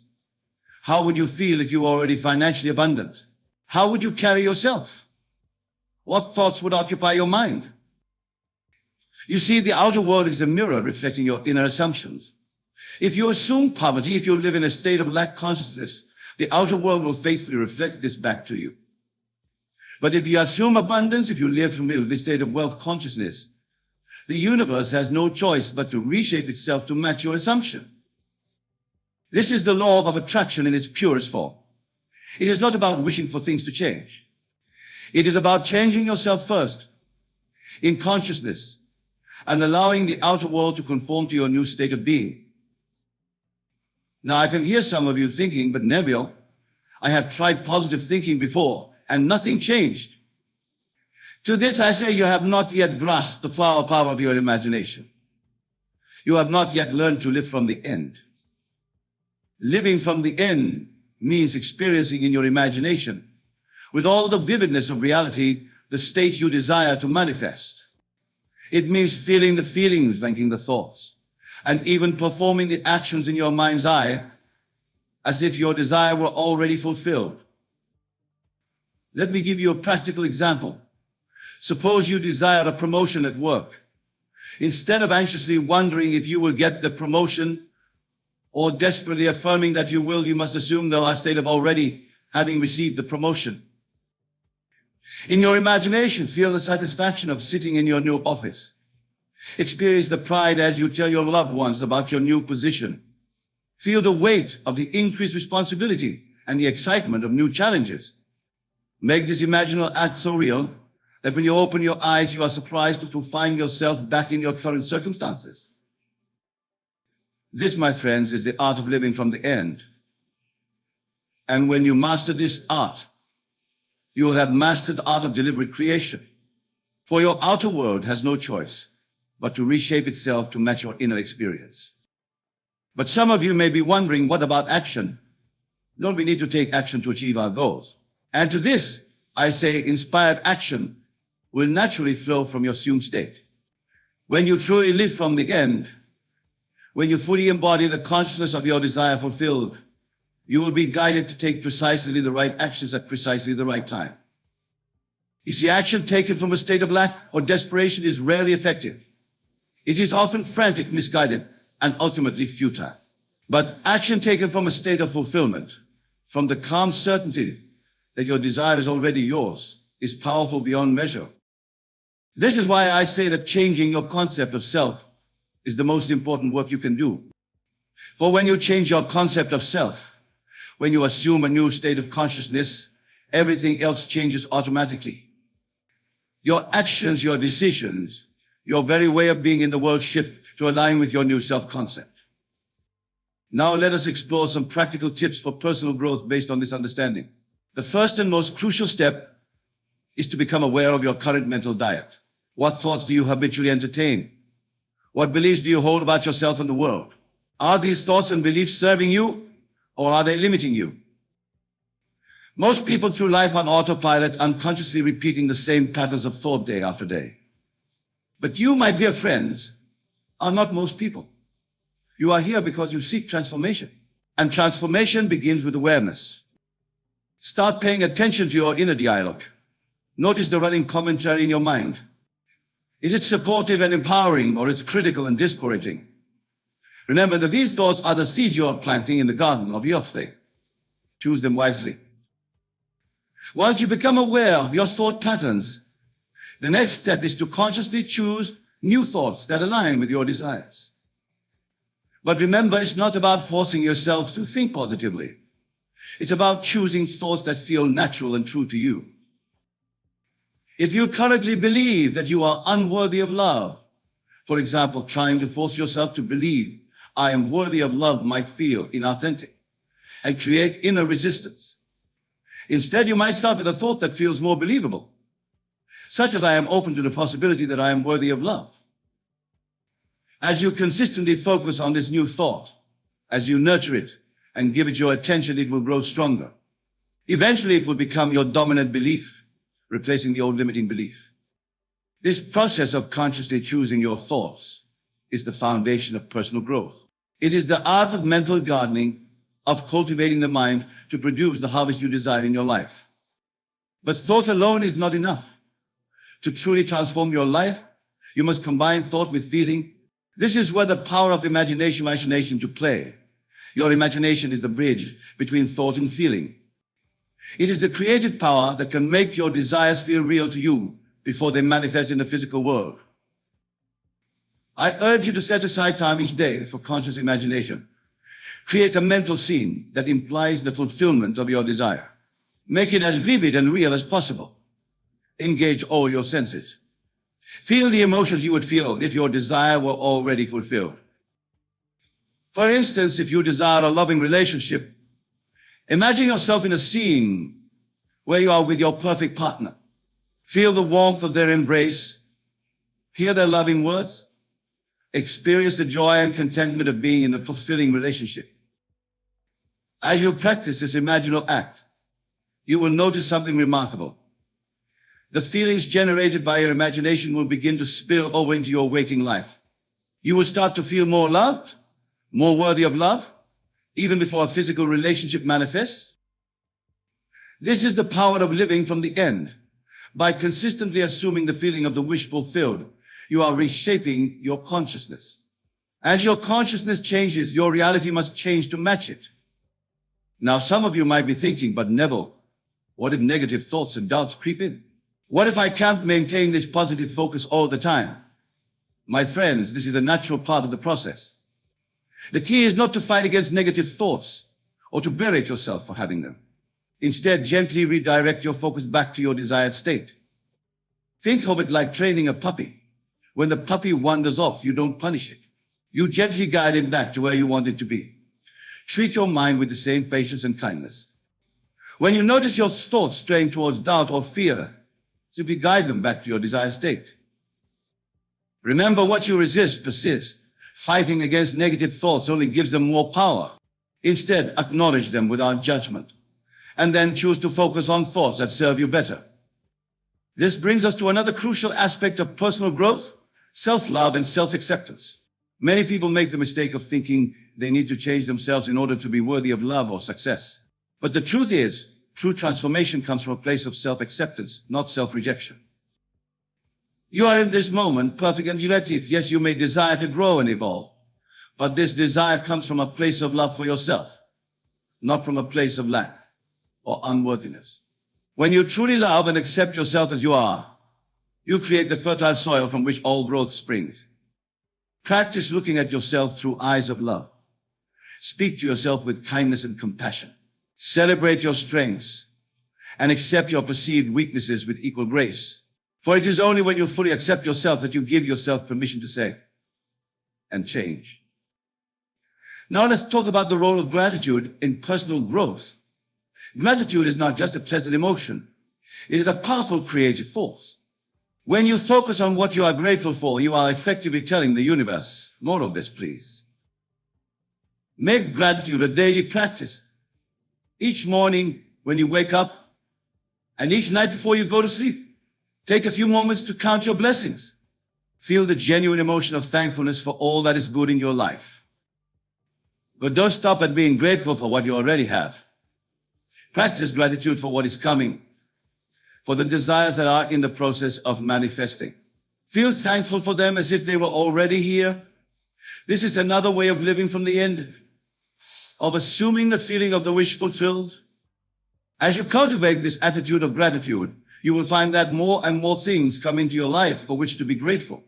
It becomes a beautiful, self-perpetuating cycle of abundance and joy. Now, my dear friends, I want to address a question that often arises when discussing the law of attraction and the power of focused thought. Some ask if our thoughts create our reality.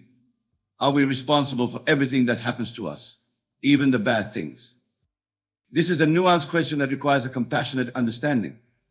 While it's true that our dominant thoughts and beliefs shape our experience, we are not always consciously aware of all our beliefs, especially those deeply ingrained in our subconscious mind.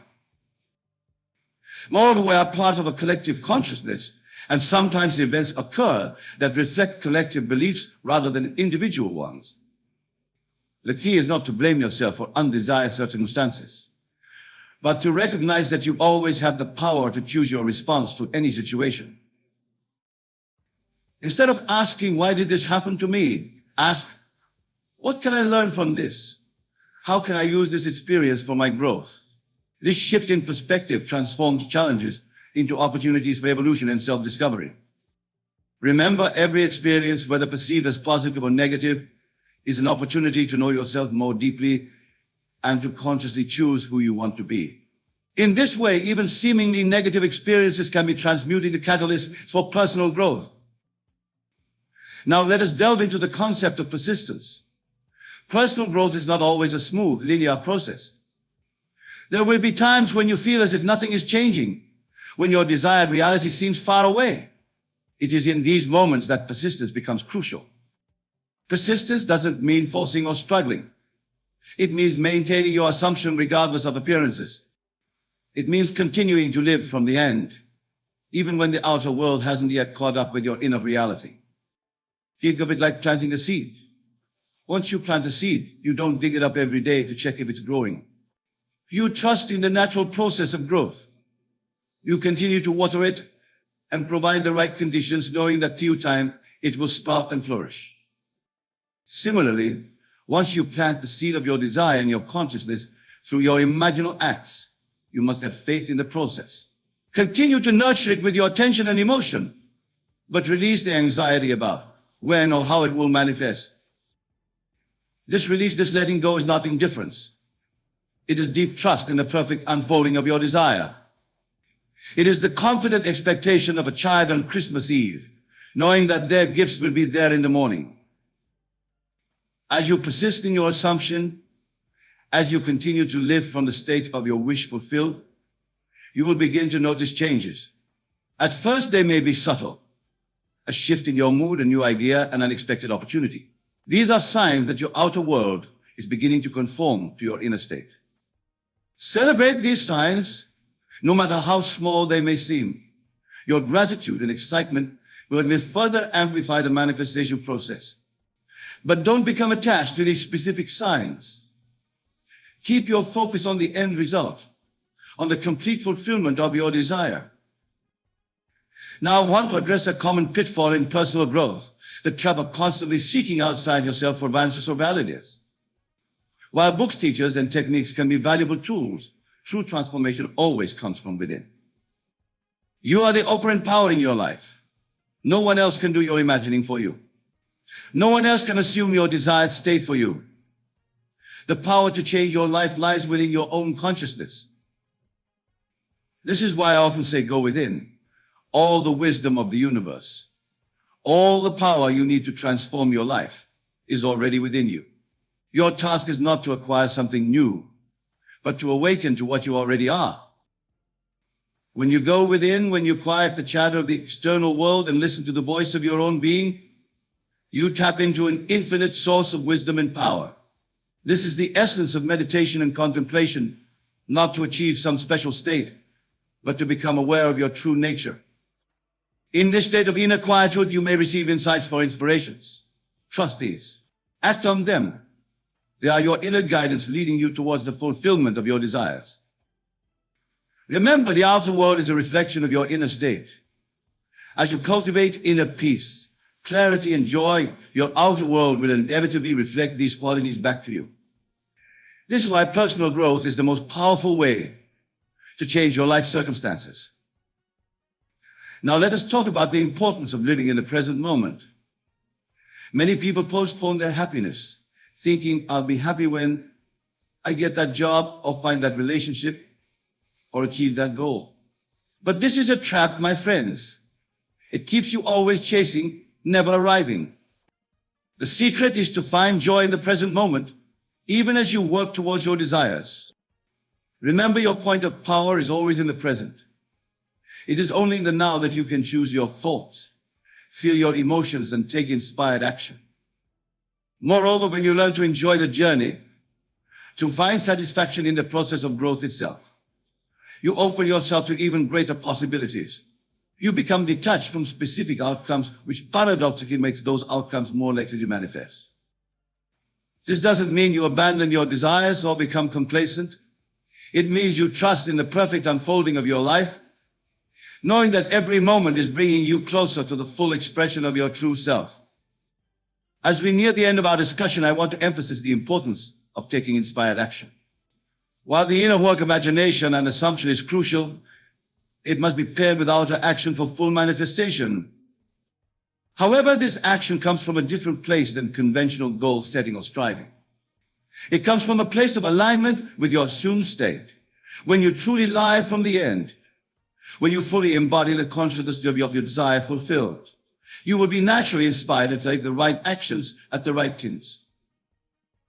These inspired actions often feel effortless, joyful, may not make logical sense to your rational meaning, but they will feel right on a deeper level. Trust these inspirations. Act on them promptly and decisively. Remember, you are not taking action to make your desire happen. You are taking action because in your assumed reality, this is simply what you naturally do. This subtle shift in perspective makes all the difference. In conclusion, my dear friends, I want to remind you of the immense power you hold within you. You are not a helpless victim of circumstances, but the creator of your reality. Your focus, your imagination, your assumptions shape the world you experience. Choose wisely what you give your attention to. Cultivate thoughts and feelings that align with your desires. Live from the end, assuming the state of your wish fulfilled. Practice gratitude, self-love, and present moment awareness.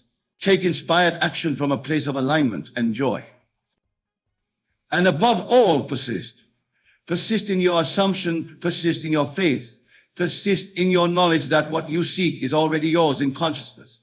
For remember, consciousness is the only reality, and you are that consciousness. You are the operant power in your life. You are the miracle you seek. Embrace this truth, live from this understanding, and watch as your life transforms in wonderful and unexpected ways. Go forth now, not as seekers, but as finders. Not as hopeful dreamers, but as conscious creators. For you are the power, you are the miracle, you are the divine expression of life itself. Thank you for your attention, my friends. May your journey of personal growth be filled with joy, wonder, and the continual unfolding of your infinite potential. Now you may wonder, what does it mean to be silent? And why should we act as if we have nothing to lose? These questions, my dear listeners, are the very gateway to your transformation. For in silence, we find the fertile soil of creation, and in acting as if we have nothing to lose, we embrace the limitless nature of our true selves. Let us begin with silence. When I speak of silence, I do not merely refer to the absence of sound, though that is certainly a part of it. No, the silence I speak of is a profound inner quietude, a stilling of the mind's incessant chatter, a cessation of the doubts and fears that so often plague our consciousness. This silence is the canvas upon which we paint the masterpiece of our desires. Imagine, if you will, a tranquil lake at dawn. The surface is mirror smooth, reflecting the sky above in perfect clarity. This lake is your mind in true silence. In this state, the thoughts you choose to entertain, the images you decide to hold, are reflected with astounding power and precision into the vast universe of creation. But how does one achieve this silence? It is not through force or struggle, for these only create more noise. Instead, it is through gentle awareness, through the conscious decision to observe your thoughts without judgment, to let them pass like clouds in the sky, neither clinging to them nor pushing them away. As you cultivate this inner silence, you begin to hear the whispers of your true self, the voice of your divine nature that has always been there, waiting patiently for you to leave it. This voice, my friends, is the voice of God within you, for you are not separate from the creative force of the universe. You are that force, individualized and made manifest. In this silence, you will find that your desires, your true desires, not the petty ones of the ego, but the deep longings of your soul, become clear. And it is here, in this clarity, that we begin to act as if we have nothing to lose. Now, what does it mean to act as if you have nothing to lose? It means to live from the end, to embody the state of your wish fulfilled with such conviction that the world has no choice but to conform to your assumption. It means to walk in the absolute knowing that what you desire is already yours, not in some distant future, but here and now. Consider for a moment the story of the prodigal son. When he returned home, broken and destitute, his father did not see him as he appeared in that moment. No, the father saw his son as he truly was, whole and complete. And in seeing him thus, the father called for the finest robe, for a ring, for a celebration. He acted as if his son had never been lost, as if there was nothing to forgive, nothing to lose. This, my dear listeners, is how we must approach our desires. We must clothe ourselves in the feeling of our wish fulfilled, wear the ring of our rightful inheritance, and celebrate our victory even before it is visible to the mortal eye. For what is seen is temporal, but what is unseen is eternal. But you may ask, Debbie, how can I act as if I have nothing to lose when I feel so much fear, so much doubt? And to this I say, your fear, your doubt, these are but shadows cast by the light of your true power. They have no substance of their own. They are the creations of your mind, just as surely as your successes and your joys.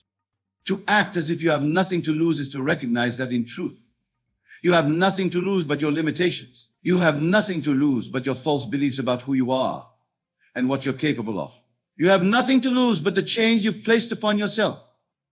Imagine for a moment that you are an actor on a stage. The role you've been playing up until now has been one of limitation, of fear, of scarcity. But now you've been handed a new script. In this new role, you are abundance incarnate. You are fearless. You are the master of your fate, the captain of your soul. Would you refuse to play this new part simply because you've grown accustomed to the old one? Of course not. You would embrace it with all your heart, with all your skill as a performer. This, my friends, is exactly what I'm asking you to do in your life. Embrace the role of the person who has already achieved their desire. Feel it, live it, breathe it. Let every cell of your body vibrate with the knowing that what you seek is already yours. Now you might be thinking, but Neville, surely this is deception. Surely this is lying to myself, and to this I say there is no deception here. For the world you see around you is nothing more than the outpicturing of your old life. Your current circumstances are the fruit of seeds planted by your past assumptions. Therefore, to assume a new state is not to lie, but to plant new seeds, to choose a new reality. Remember, the universe is infinite, boundless, and plastic. It takes the shape of your dominant assumptions. When you truly grasp this, when you internalize this truth, you will understand that you truly have nothing to lose by assuming your desire is fulfilled. For in doing so, you are simply aligning yourself with the reality you wish to experience. Let me share with you a principle that has transformed countless lives. The law of assumption. This law states that if you assume you are what you want to be and continue in that assumption, it will harden into fact. This is not positive thinking, not mere wishful daydreaming. This is the conscious direction of your creative power, the same power that beats your heart and grows your fingernails. To act as if you have nothing to lose is to fully embrace this law. It is to say, I am what I want to be. Here and now, it is to walk through the world as if your desire is already fulfilled, regardless of any seeming contradictions in your physical environment. Consider the biblical story of Joshua and the walls of Jericho. Joshua and his army were commanded to march around the city walls for 7 days, blowing trumpets. On the seventh day, They were to give a great shout and the walls would fall. Now, imagine being one of those soldiers. Day after day you march, you blow your trumpet, and nothing seems to change. The walls stand as firm as ever. Would you not be tempted to doubt, to question, to give up? But Joshua and his men persisted. They acted as if they had nothing to lose, as if their victory was assured. And on that seventh day, when they gave their mighty shout, the walls came tumbling down. This, my friends, is the power of persistent assumption. This is what it means to act as if you have nothing to lose. You continue in your assumption. You persist in your faith, even when all visible evidence seems to contradict it. For you know that the visible world is but a shadow, a reflection of the unseen world of your consciousness. Now let us delve deeper into the art of being silent. Silence in this context is not merely the absence of speech. It is a profound state of inner peace and receptivity. It is the silence of a mind no longer at war with itself, no longer divided against its own desires.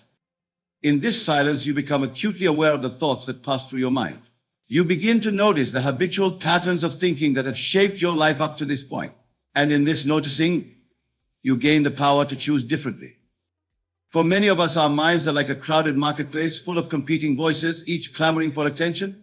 There's the voice of doubt, always ready to point out why something won't work. There's the voice of fear, constantly alerting us to potential dangers and pitfalls. There's the voice of unworthiness, telling us we don't deserve what we desire. But in cultivating inner silence, we create space. We create distance between ourselves and these thoughts. We begin to see them for what they are, not absolute truths, but simply habits of mind, patterns of thinking that we've allowed to run unchecked for far too long. In this silence, we can finally hear the still, small voice of our true self. This voice speaks not in words, but in feelings and intuitions, in sudden flashes of insight. It is the voice of our divine nature, the part of us that is one with the creative force of the universe. And what does this voice tell us? It tells us that we are limitless beings, that we are one with the source of all creation. It tells us that our desires are not random or capricious, but are in fact the universe calling us toward our highest expression of self. When we listen to this voice, when we align ourselves with its wisdom, we naturally begin to act as if we have nothing to lose. For we realize that, in truth, we have everything to gain. We realize that every desire that has been planted in our heart comes with the power to fulfill it. Think of a seed. Within that tiny speck is contained everything needed to become a mighty oak tree. It doesn't worry about how it will grow, where it will find the resources to become so large. It simply begins to grow, acting as if it has nothing to lose.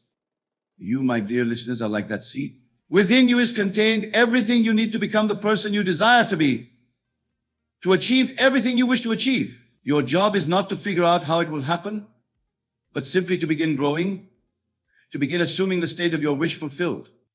Now, some of you may be thinking, but Neville, I've tried this before. I've tried to believe, to have faith, and nothing changed. To this, I say persistence is key. Remember the story of Joshua and the walls of Jericho. They didn't fall on the first day or the second or even the sixth. It was only through persistent assumption, through continuing to act as if the walls would fall, that the miracle occurred. Your desired state, your wish fulfilled, is your promised land. And like the Israelites in the desert, you may face times of doubt, times when it seems you're wandering in circles. But I assure you, if you persist in your assumption, if you continue to act as if you have nothing to lose, your Jericho walls will fall. Let me share with you a technique that can help you maintain this state of assumption, even in the face of seeming contradictions. It's called the lullaby method. Just as a mother soothes her child to sleep with a gentle lullaby, you can lull your conscious mind into acceptance of your desire as fact. Choose a short, simple phrase that implies your wish is fulfilled. It might be something like, thank you for my perfect health, or I am so grateful for my wonderful new job, or isn't it wonderful that I am now happily married? Repeat this phrase to yourself gently, lovingly, as you drift off to sleep each night. As you do this, feel the reality of these words. Feel the gratitude, the joy, the satisfaction of having what you desire. Let this feeling permeate your entire being. This is not merely affirmation. It is the active assumption of the state of your wish fulfilled. By doing this night after night, you are impressing your subconscious mind with the reality of your desire. You are planting seeds in the fertile soil of your imagination, seeds that will inevitably sprout and bear fruit in your physical reality. Now, let's address another aspect of acting as if you have nothing to lose, a willingness to take inspired action. Some people misunderstand the law of assumption, thinking it means they should sit back and wait for their desires to magically appear. But this is not the case at all.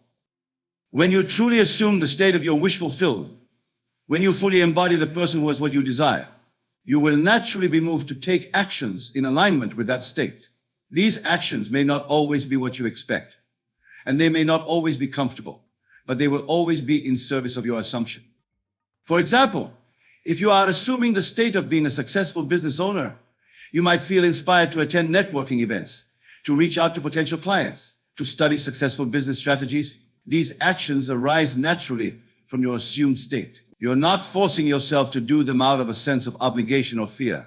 Rather, they feel like the natural, obvious things to do given who you now know yourself to be.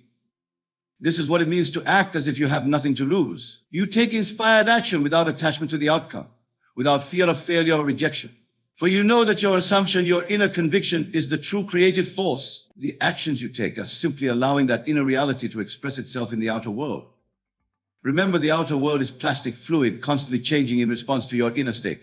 When you act from a place of lack, of fear, of scarcity, the world reflects that back to you. But when you act from a place of abundance, of confidence, of knowing that your desire is already fulfilled, the world has no choice but to reshape itself to match your assumption. This brings us to another crucial point, the importance of detachment. When I say act as if you have nothing to lose, I'm not suggesting that you become reckless or careless. Rather, I'm inviting you to detach from the need for specific outcomes, to release your grip on how things should unfold. Think of it this way: when you plant a seed in the ground, you don't dig it up every day to see if it's growing. You trust in the natural process of growth. You provide water and sunlight, but you don't try to force the seed to sprout. You know that in its own time, in its own way, it will grow into a plant. Similarly, when you plant the seed of your desire in the fertile soil of your imagination, you must trust in the natural process of manifestation. You continue to water it with your assumption, to provide the sunlight of your faith, but you don't try to force it into being. You trust that in its own time, in its own way, it will come to fruition. This detachment, this willingness to trust in the process, is a crucial aspect of acting as if you have nothing to lose. For in truth, what do you have to lose by trusting in the creative power of your own consciousness? What do you have to lose by assuming that your desires are already fulfilled? The only things you can lose are your limitations, your fears, your doubts. And are these not the very things you wish to be free from? Are these not the very chains that have been holding you back from living the life you truly desire? So I say to you, be bold in your assumptions, be daring in your imagination. For your imagination is not some idle fantasy factory, but the very workshop of creation. It is the place where all things, all experiences, all states of being are first conceived before they are brought forth into physical reality. When you truly grasp this, when you fully embody this truth, you will understand why silence is so crucial. For it is in silence that you can hear the whispers of your imagination. It is in silence that you can feel the stirrings of your desire taking shape within you. And it is from this place of inner silence, this place of knowing, that you can then go forth and act as if you have nothing to lose. For in truth, you have everything to gain. You have a whole new world to gain. A world shaped by your highest assumptions, your noblest desires. Let me share with you a practice that can help you maintain this state of silent knowing, this state of acting as if you have nothing to lose. It's called living from the end each day. Take a few moments to fully immerse yourself in the feeling of your wish fulfilled. Close your eyes and see yourself as you would be. Feel as you would feel if your desire were already a reality. Perhaps you desire financial abundance. In your imagination, feel the sense of security, of freedom, of generosity that comes with having more than enough. See yourself easily paying your bills, enjoying luxuries, sharing your wealth with others. Feel the gratitude, the joy, the peace that comes with this state. Or perhaps you desire a loving relationship. In your imagination, feel the warmth of your partner's embrace, the joy of shared laughter, the deep sense of connection and understanding. Feel the love flowing from you and to you, the sense of completeness and harmony that comes from this union. Whatever your desire may be, live from the end. Experience it fully in your imagination. Let every cell of your body vibrate with the knowing that this is your reality. And then, from this state of knowing, go about your day. Let your actions, your words, your choices all stem from this assumed state. This, my friends, is what it truly means to be silent and act as if you have nothing to lose. It means to cultivate an unknowing so profound that the outer world cannot help but conform to it. It means to live from the end, to embody your desire so completely that it has no choice but to manifest in your physical reality.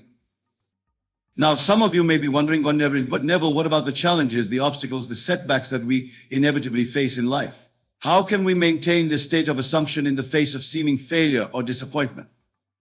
To this I say, remember that what you see in the outer world is always a reflection of past assumptions, past states of consciousness. It is like the wake behind a boat. It tells you where you've been, but it does not determine where you're going.